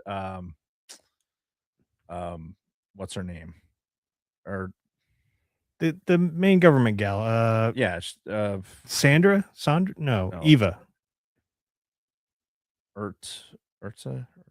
Something. I'm thinking Eva. You're talking the main girl that like recruited him, yes. Yeah, Eva is what she's called. Strat, yeah. Yes. Anyway, they're talking, and you see the explosion in the background start to happen, but you don't hear it until the wave hits them. And then, of course, when in the 40X theater, our seats fucking jumped as well. Right, and you got a little puff of air. Yeah. For as like it was blown by. And I thought that was badass. The whole thing, even without the 40X, I think it was still just a cool scene where you see the explosion, but you don't hear it until a couple seconds later. Yeah, I honestly, it's the book people that were going like that. That explosion was so much bigger than what they portrayed in the movie. Yeah, like they still portrayed it like from a sequence perspective. I mean, they got killed in that scenario. But they just scaled it down. Yeah, they made it movie scale. Yeah. So yeah, there's that. Yeah. So in the present, as Grace approaches Tau Ceti, he sees an alien spacecraft. The spacecraft, which docks with the Hail Mary, is made of xenonite, solid xenon. The pilot of the other ship is a rock-like 5-legged alien from 40 Eridani, whom Grace names Rocky after the Iridian's body and Rocky Balboa. So, yeah, a lot happens here when the other ship shows up, and it's cool because he was analyzing the line of the,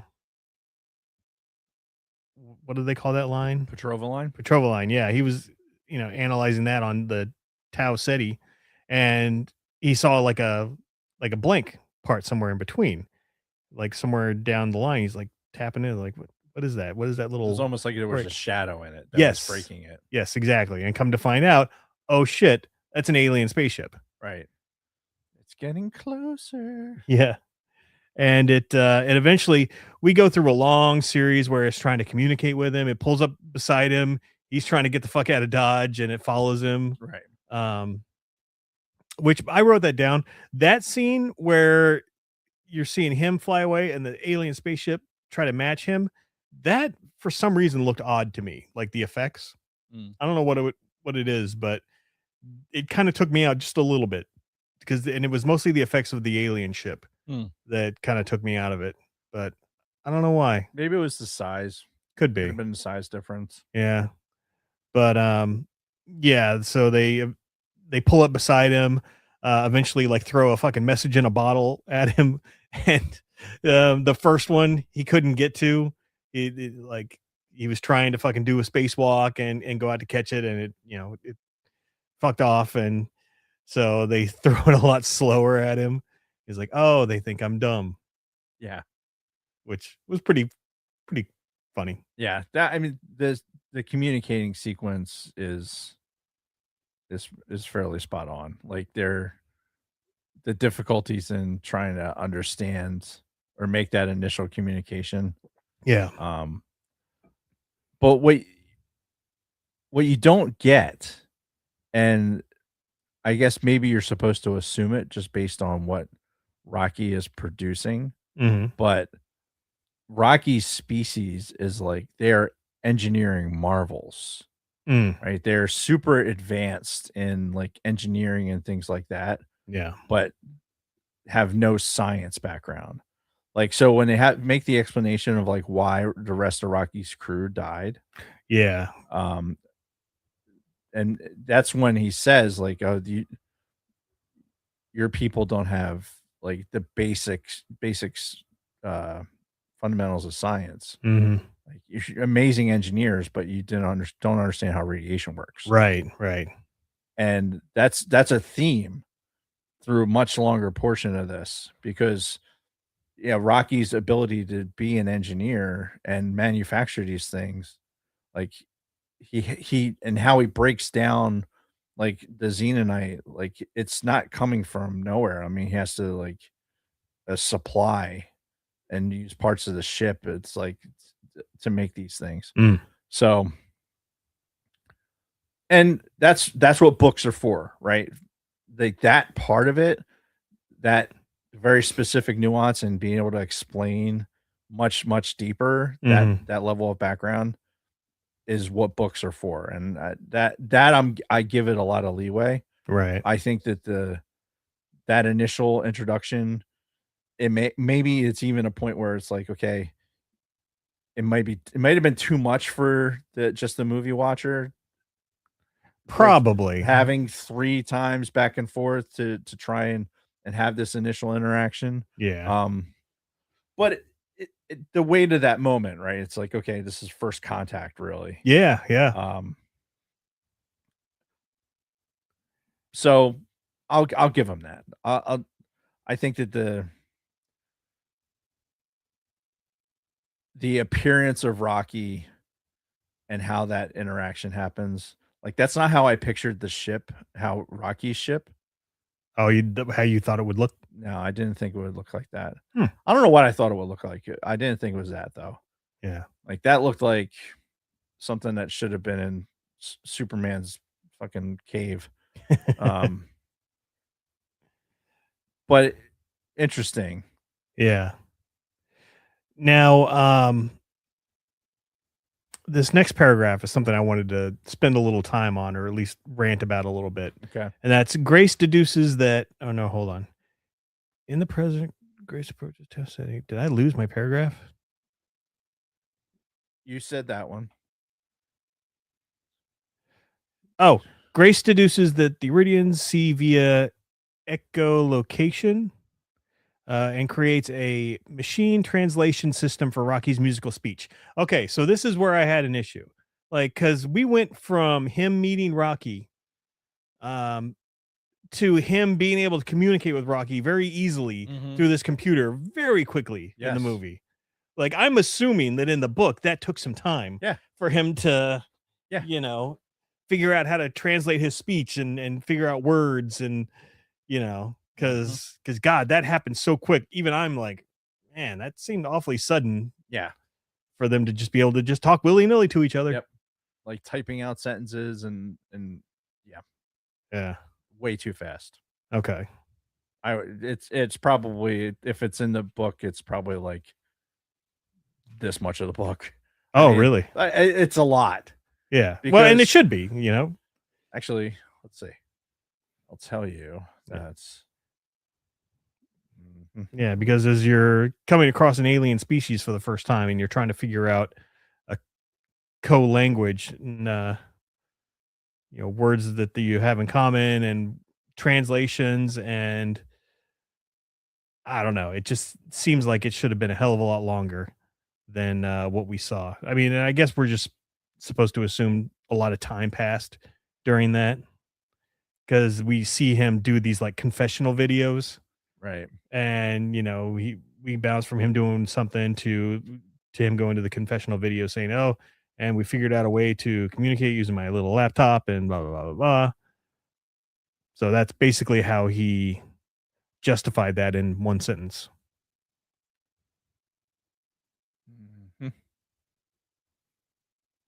You're still looking? Yeah, I'm trying to find the beginning. In the beginning. And we skipped over something too, and that's the introduction of, well, you can keep looking, but the introduction of Rocky. They made it a very tense moment where he's like, can only kind of see through the glass that separates his ship from Rocky's ship because they dock together. And he's looking in. You can't really see much. You see a little bit of movement, and then you see Rocky's fucking hand just blah against the glass. Like, you got a little jump scare. The fucking seats like kind of did the thing where they hit you from the back a little bit. But yeah, it was a pretty intense, 30-second to a minute scene where he's slowly trying to see what's on the other side to bam. Any luck? So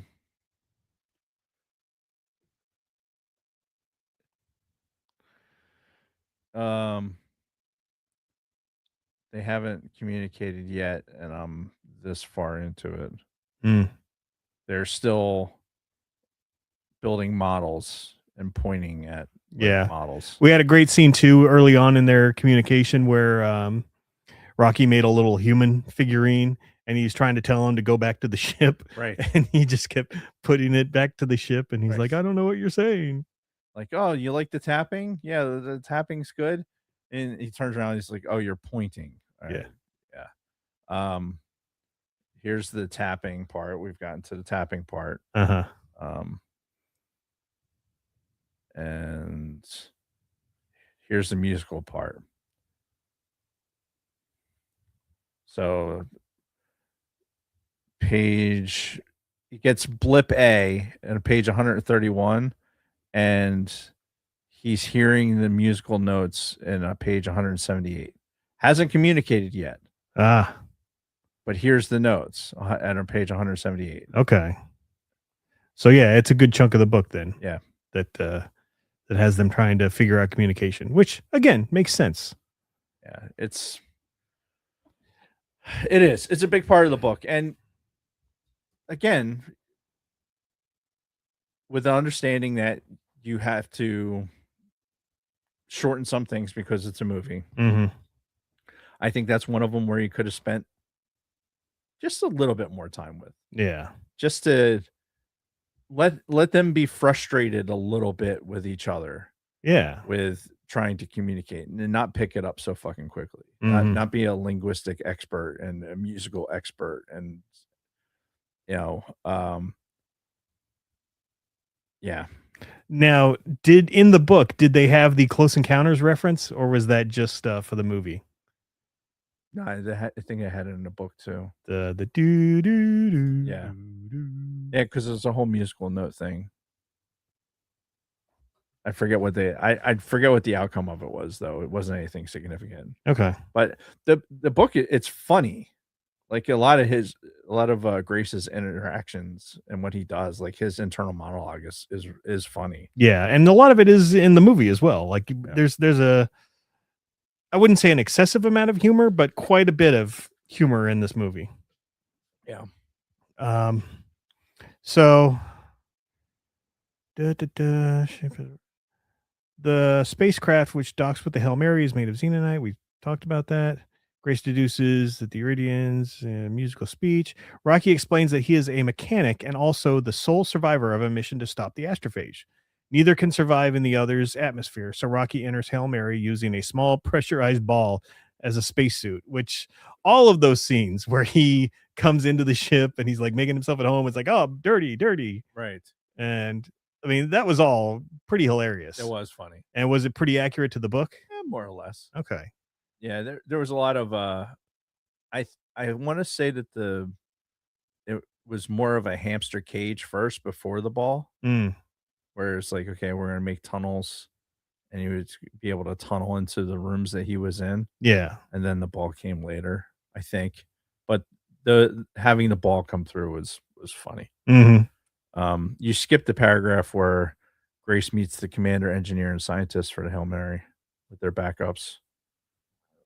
In the past, Grace meets the commander, engineer, and scientist for Hail Mary along with their backups. No, you didn't. That's the next paragraph. I'm sorry. Reading is fundamental. While handling astrophage, a mishap kills the scientist and backup 3 days before the launch. With no time to train a replacement, Strat requests that Grace take the place of the deceased scientist. When Grace refuses to go, Strat has him drugged and forcibly put on Hail Mary. So that happens way towards the end of the movie. Yeah. So this timeline that we're reading from is not exactly accurate, but because pretty much all of the flashbacks are leading up to that point where she basically forces him to go. Well, this is him realizing, like, I think in the movie where they put it was, he's like believing, like, all right, this is what our mission is, to save our planets, between him and Rocky. And Rocky's like really pumping him up about it. Yeah. And then he has this flashback of like, oh wait, nah, I'm a fucking coward. I got drugged, and put on this airplane. Yeah. To be able to, or on the spacecraft. And I just happened to wake up when the other two didn't. Yeah.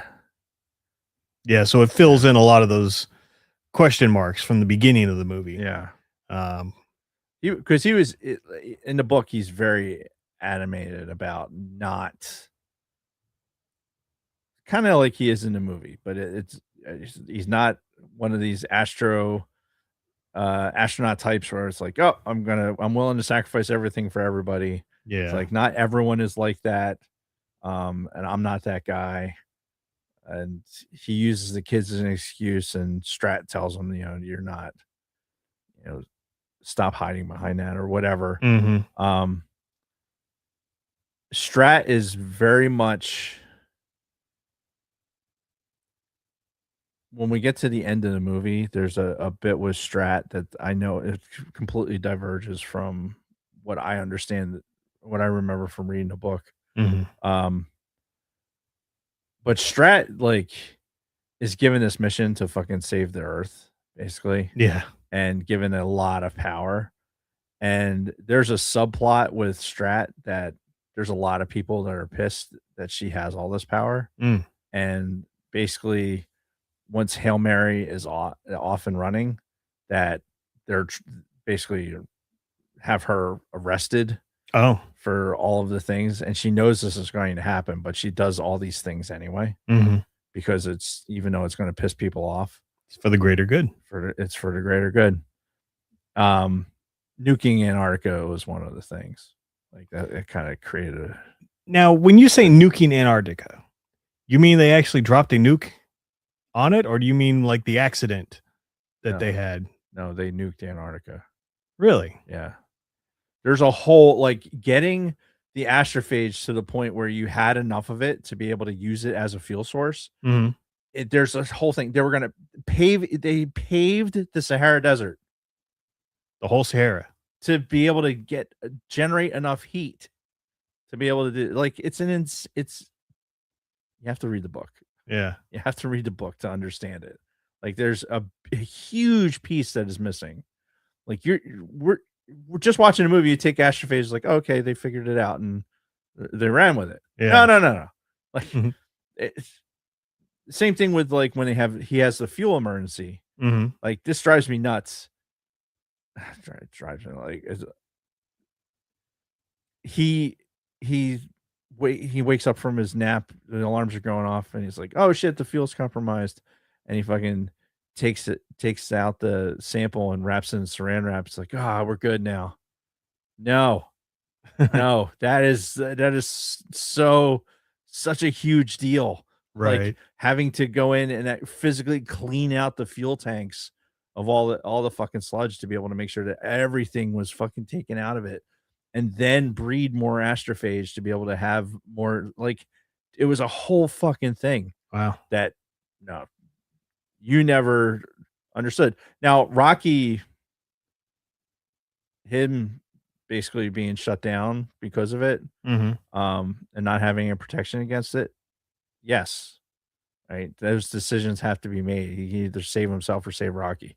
Like, yes, that ultimately that is the same thing. Right. But yeah, how astrophage is created on Earth, how they have enough to make it for fuel, what happens to it as its fuel throughout the movie, like all that stuff is watered down to it might as well be fucking Star Wars gas at that point. Oh, okay. I had that was one of my issues with the movie in its entirety. Is like, we got astrophage. It's like the Talmiba and the astrophage is such a huge part of what's going on in this movie, and we don't talk about it hardly at all. So. Okay. So did they try to explain it in a way that could be conceptually real? Is it like in the book? Did they basically scientifically real? Yeah. Like Vickers brought it up. The Beatles too. Yeah, they're trying to increase the global temperatures to make it more like Venus. On Earth? Yeah. Oh. So that's why they basically increase by several, like you said, several nukes down in Antarctica. Wow. Just to warm up the Earth. Mm-hmm. Wow. Have to make astrophage. Wow. Interesting. You need this fuel to be able to get it there, dude. That's like that. Yeah, it's a lot. It's a lot. Okay. I would spend the credit, get this book to listen to it. Okay. It won't take you very long. Yeah. But it would fill a lot of these holes. Yeah, it would.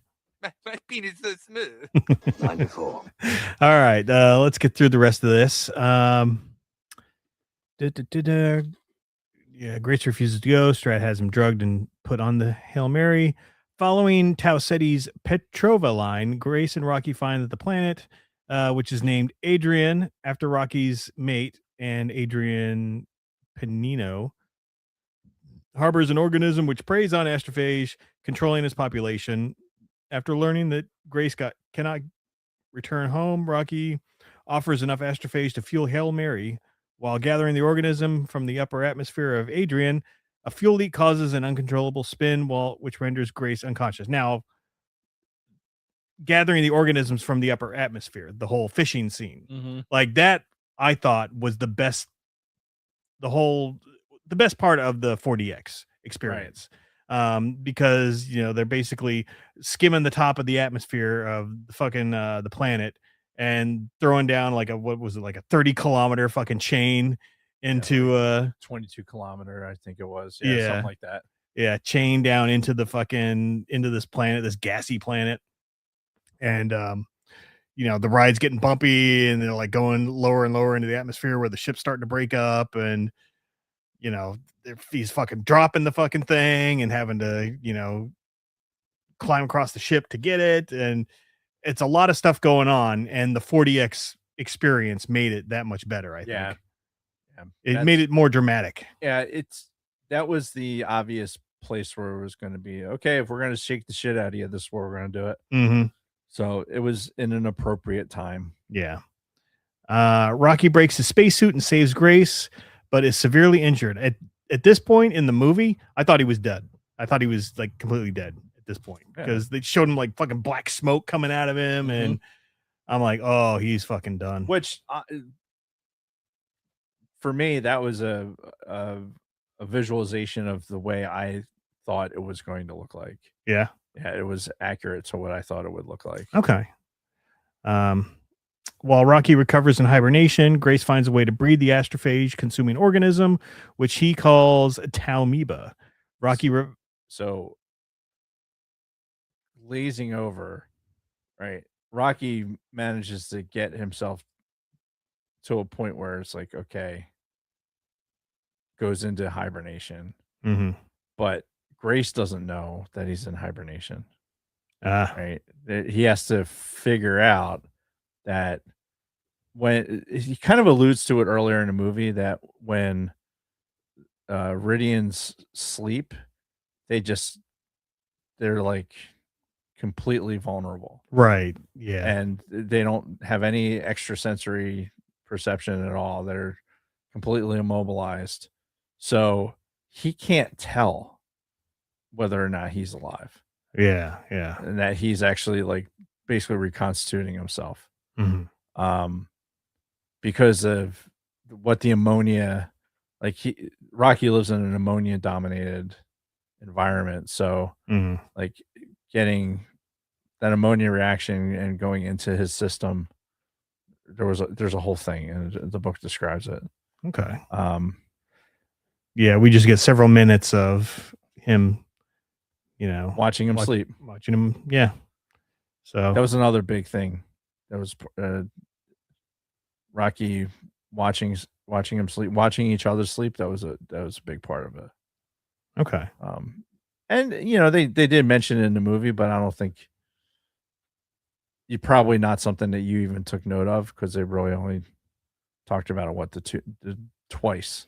Yeah, and he did mention, I do remember him mentioning the fact that they were vulnerable when they sleep and they had to watch over each other.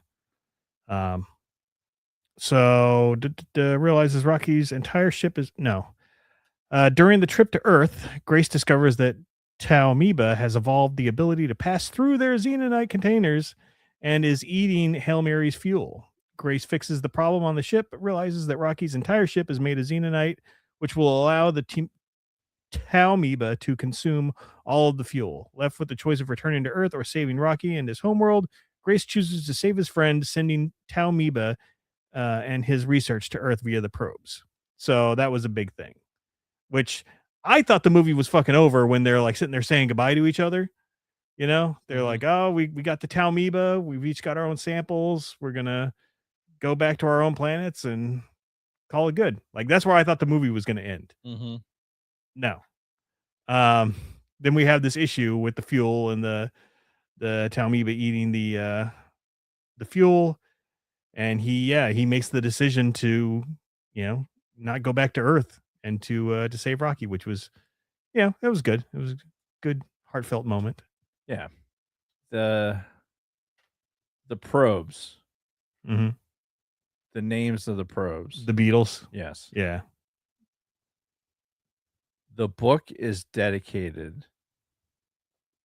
Like, if you look, the book is dedicated for John, Paul, George, and Ringo. Really? Yeah. Huh. The probes were obviously a bigger plot device in this movie. Or in this book, rather. Yeah. There was more drama with the probes than just like, hey, I put everything in here and everything went great. And they sent off. So more story about the probes in the book than just giving you this. It really that whole acknowledgement of the names was purely for the people who read the book, Right. because otherwise you're just gonna go like, oh, okay, the Beatles. And that's pretty much what I did. Yeah, Like, that's they're naming after the Beatles. Okay. The probes deliver to Strat on Earth what humanity needs to kill astrophages. The Iridians create a biodome on their planet for Grace to live in. Rocky tells him the scientists have finished preparing Hail Mary to return to Earth. While contemplating the news, Grace begins another day of teaching science to Iridian children. The end. he's not going back. No. Yeah, I could see that. Did they make a sequel to this at all? Like a book? No. Okay. I wasn't sure. And honestly, they shouldn't. I mean, there's nothing. It's just like The Martian. Like, It's a one-off story. You're telling a story. Yeah. Right. It's okay. You told it from beginning to end. Mm-hmm. So I'm good. Like, he's gonna live out his days on an alien planet. Yeah. He sent the stuff back to Earth. Everyone's happy. Yeah. I thought when he met up with Rocky after he sent the probes to Earth, that was the end. When he got there and he's like, "Oh, I came back for you," and blah blah blah. Yeah, I thought the movie was over then, and it wasn't. And then we had the whole ending scene where he was in that biodome on their planet for a while, and it eventually ended. It was starting to feel like Return of the King for me, where we kept having these false endings, and it felt like it was getting a little long. My penis so smooth. What's a little long. Sammy, jump in front of a fucking truck. R-E-S-P-S. What the fuck? Oh man, the shit that lives in our fucking brains. Mm-hmm. I'm trying to find. So, I'm trying to find in the book. So there, from what I remember in the book in Helmet Fire, Help Me Out, is that he has no idea if Earth gets this stuff. Well, Right. no, that's not true. I think that I think they look at this. They look at the sun. Mm. They look at Sol through like a telescope, Right. and they're able to tell whether or not it had like stopped dimming. Yeah. But that was it. Like, there was no like strat on the bridge of the ship type thing, because like I said, strat was like dealing with prison, like avoiding getting in prison, having to go before the UN and defend herself and go through all this bullshit. Yeah, I'm almost positive there wasn't like a flashback like that in the book. Yeah, you would think not. With all the increase in brightness from what Helmet Fire says. Okay. And that was it. So that's Grace knowing that, like, all right, one of the Beatles made it back. Yeah. So mission accomplished. Yes. So that's real quick, I had my good and bad that I thought overall about this movie. All right. The good, the humor. I think it was very well done with the humor. It wasn't overdone.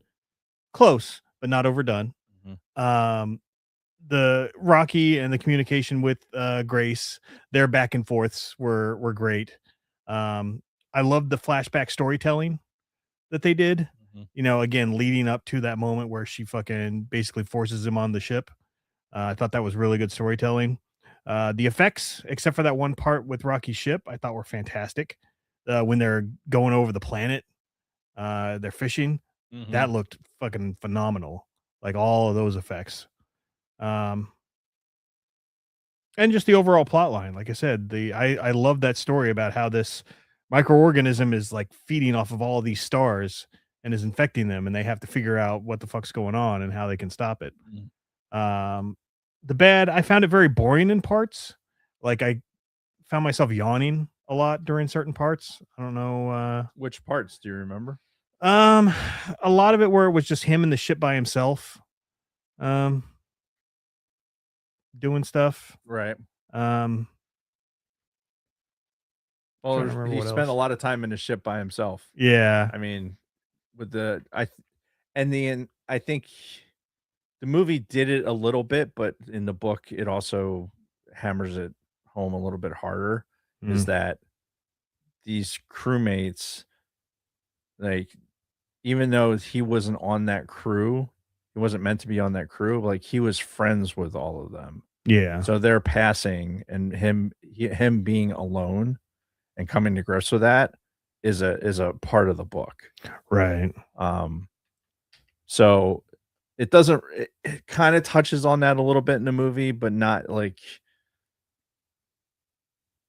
really to a depth where I think you're meant to understand it. Okay. If that makes sense. Yeah. Yeah.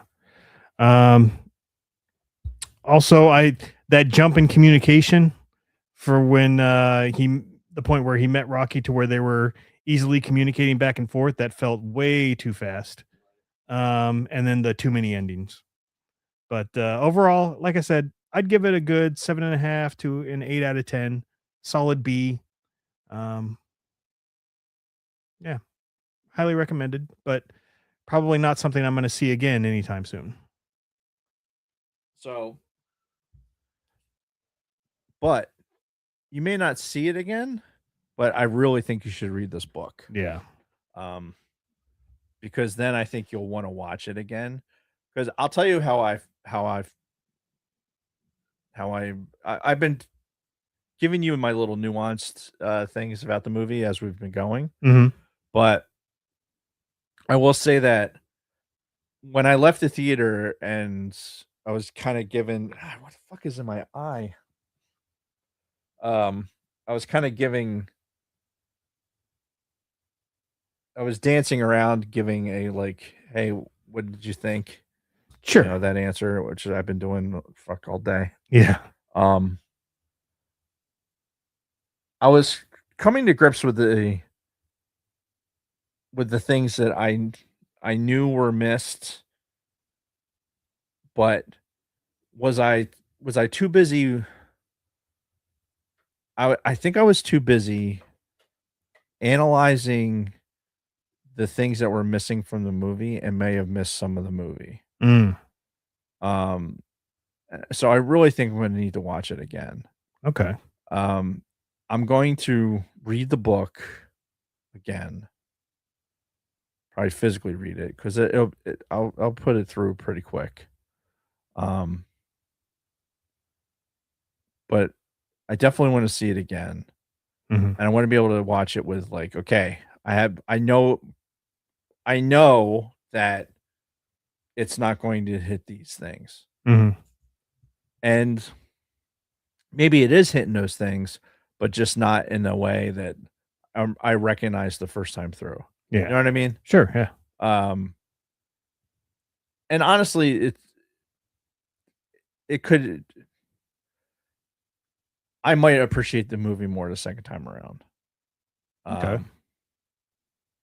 But I think for you, if you read the book, I think you'd appreciate the movie more. Right. Having a deeper understanding of the characters and like what's going on.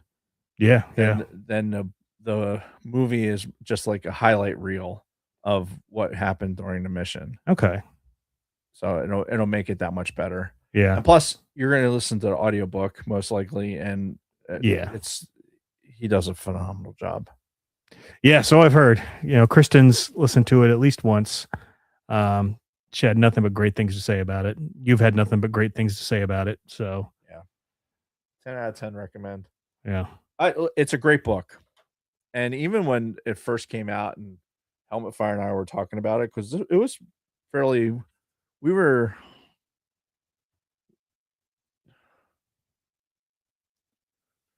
talking about it and waiting for it to come out. When did this come out? 23? That recent? I think so. 21. Okay. But I remember it coming out and listening to it and going like, man, that was fucking dark. Mhm. Because Grace's character is not in the end shown in the same type of light. It's tough to explain. You have when you read the book, you'll understand what I'm getting at. But yeah, in subsequent tellings, it got better and better. Another book, though, that if you haven't read it, you need to read is The Martian. Yeah, that's another one. I know. The movie was okay. Yeah. See, I heard the movie was fantastic, but that was probably for people who didn't read the book. And they may have read the book. This is, I'd be curious. I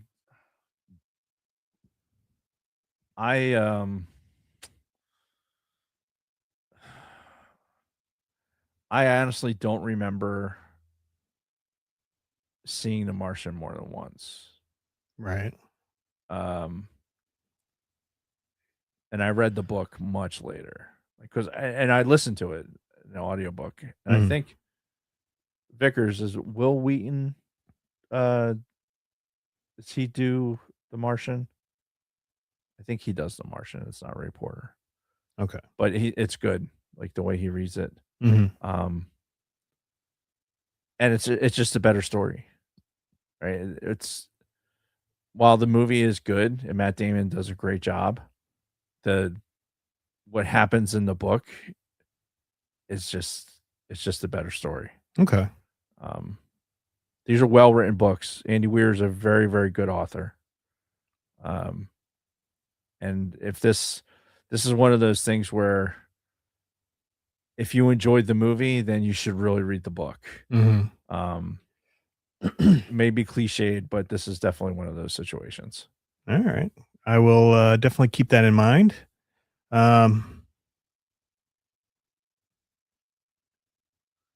yeah, I think that's pretty much it for this episode. Yeah, I had what else did I have anything else I wanted to rag on? I don't think so. I think that was pretty much it. Okay. Cool. Well, then this is a good stopping point, I think. Do you have any notes to read? Of course I of course I do. All right, well, what you got? Of course I do.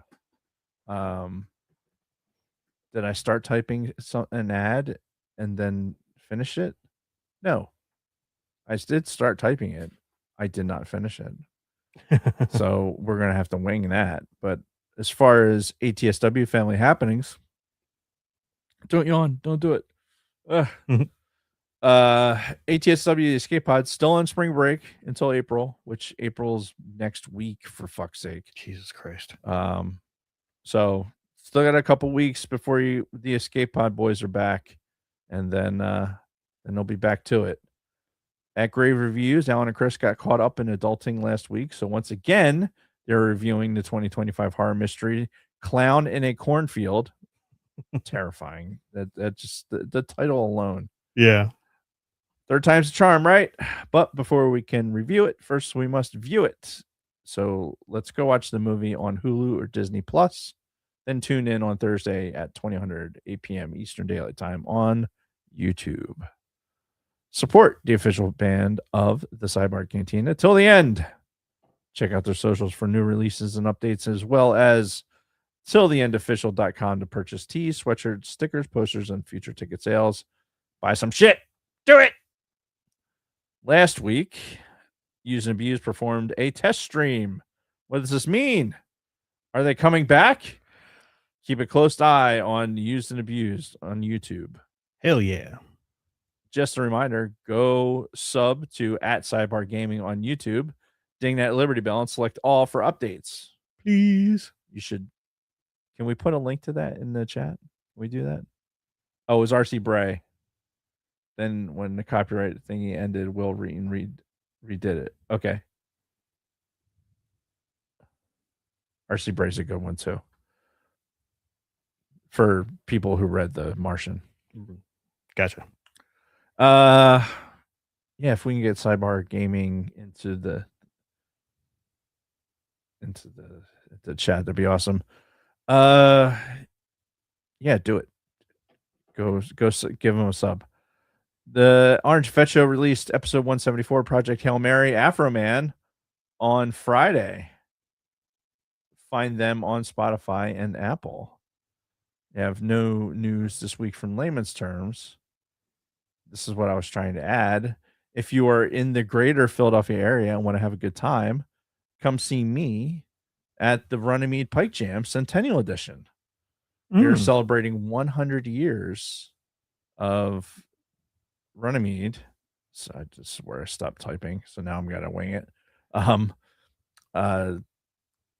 Yeah, we're celebrating a centennial on May 9th.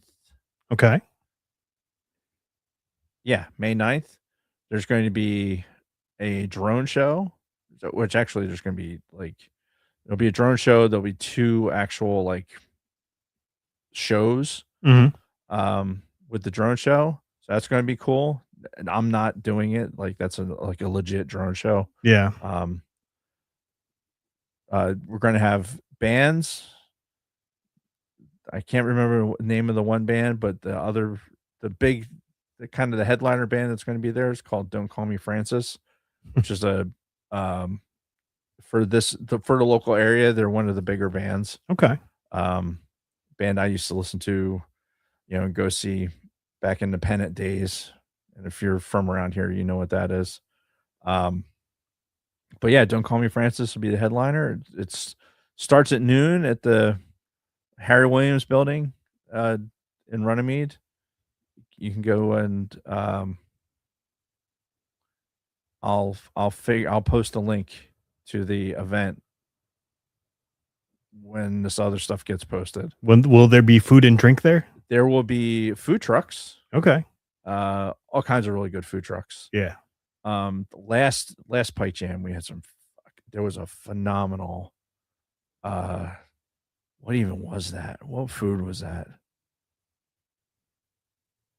It's like Puerto Rican barbecue or something. Oh, dude, shit. It was so fucking delicious. Nice. Oh my God, it was so good. Yeah, we have food trucks. There's going to be bouncy houses and games and shit for the kiddos. And you'll have the beer tents will be there, and I'm sure Tito's will be there because they're usually there with some drinking type stuff. That's So just Tito. use them for parts. So yeah, I'll come up with a better rate. I'll write up a better thing or have Kathy do it. Okay. Yeah, but this is going to be a big thing for Runnymede for the Centennial. Yeah, I may have to check that out. Yeah. So like I said, May 9th, it's going to be from noon till I think 9 o'clock. Okay.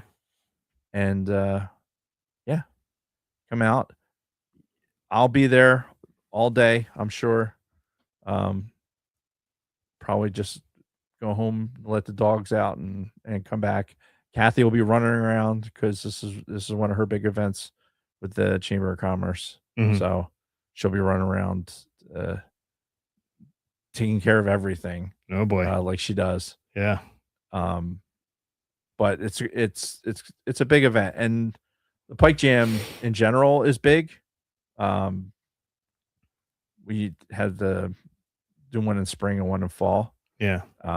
And they're well attended ordinarily. This one's going to be just bigger. Yeah. Because it's Centennial. Nice. So anyway, aside from that, find us at bio.link/thesidebarcantina. All our stuff is there. I'm shortening the rest of this. Yeah. Yeah, bio.link/sidebarcantina.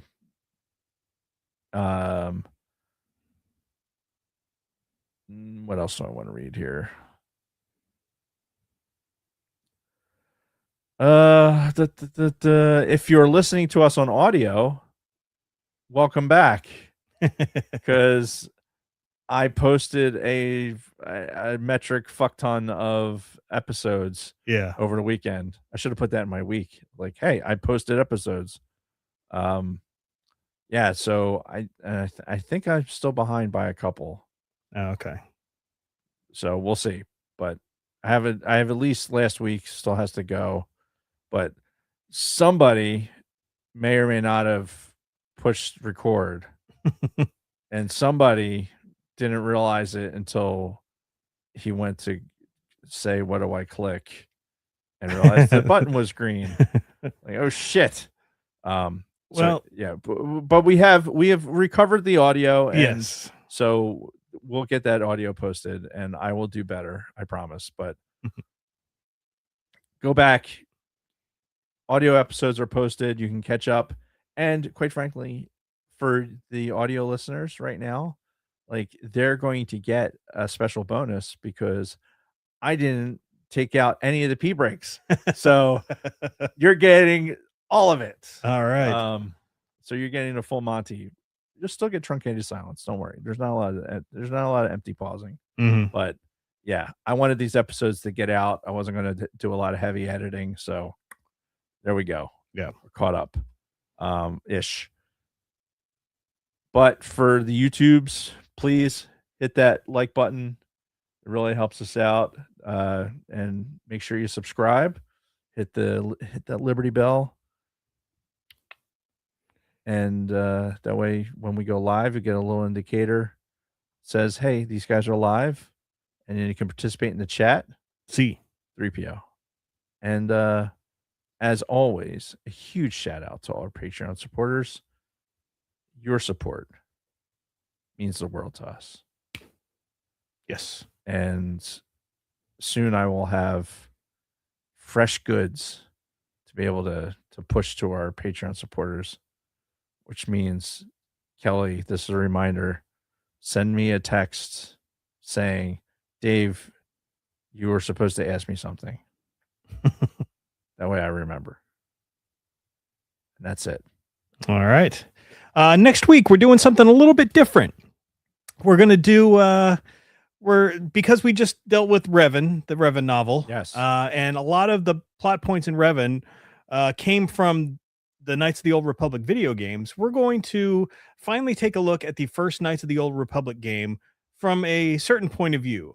We're calling it 2 hours with Knights of the Old Republic. We're basically going to play for about 2 hours of our time, each of us individually, and break it down.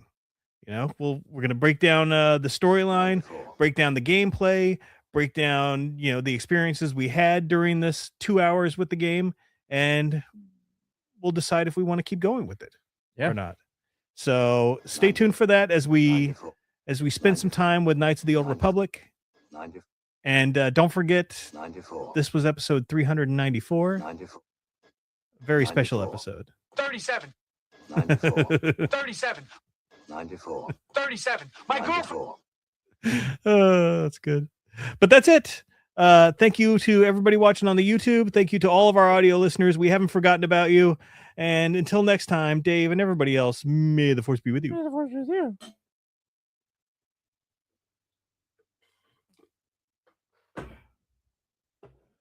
Okay, now what do I click? All right, no, that was terrible. Okay, now what do I click? It's a little better. Yeah. I'm out of practice.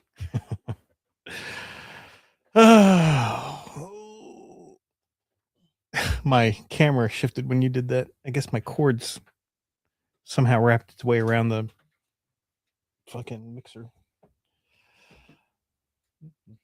Oh. Did you post? Did you throw the other one on the Google Drive? So I was trying to figure out how to do it. First of all, our Google Drive is almost full. The biggest file on there is like a 2.5 gig video that you did, your TED Talk video. Do you still want that on there? Yeah. I remember when you posted that a couple years ago. Is it relative to the show? Well, let's see. I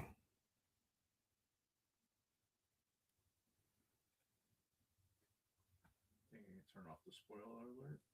Yeah. Oh, you're wearing an ATSW shirt.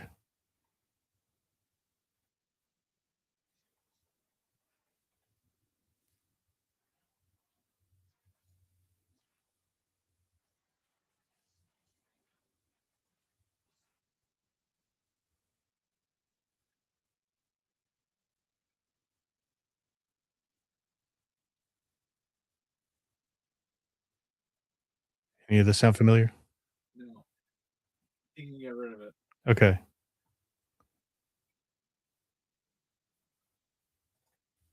All right. That would definitely free up a lot of space on here that we need. I don't know, that file size doesn't seem like it's that big to me. Well, just because I'm used to dealing with pictures, yeah. like raw files that are like hundreds of megabytes.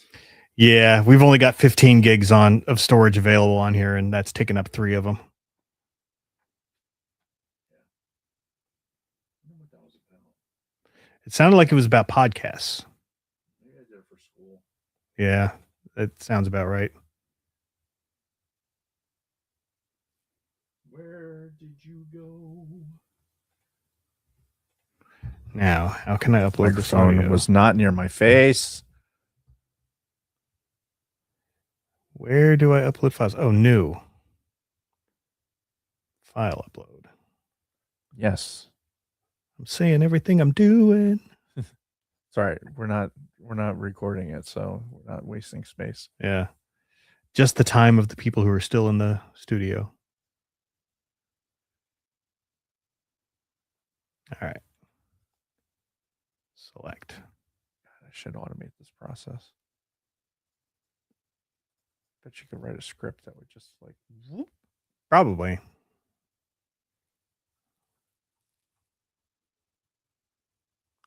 All right. The Revan novel episode is up in the that's the one that we missed, right? Yeah, last week's. Yeah. That was Revan last week. Yeah, I think so. Okay. Everything's a blur, man. Right? Revan? Levin? Darth Levin. 11.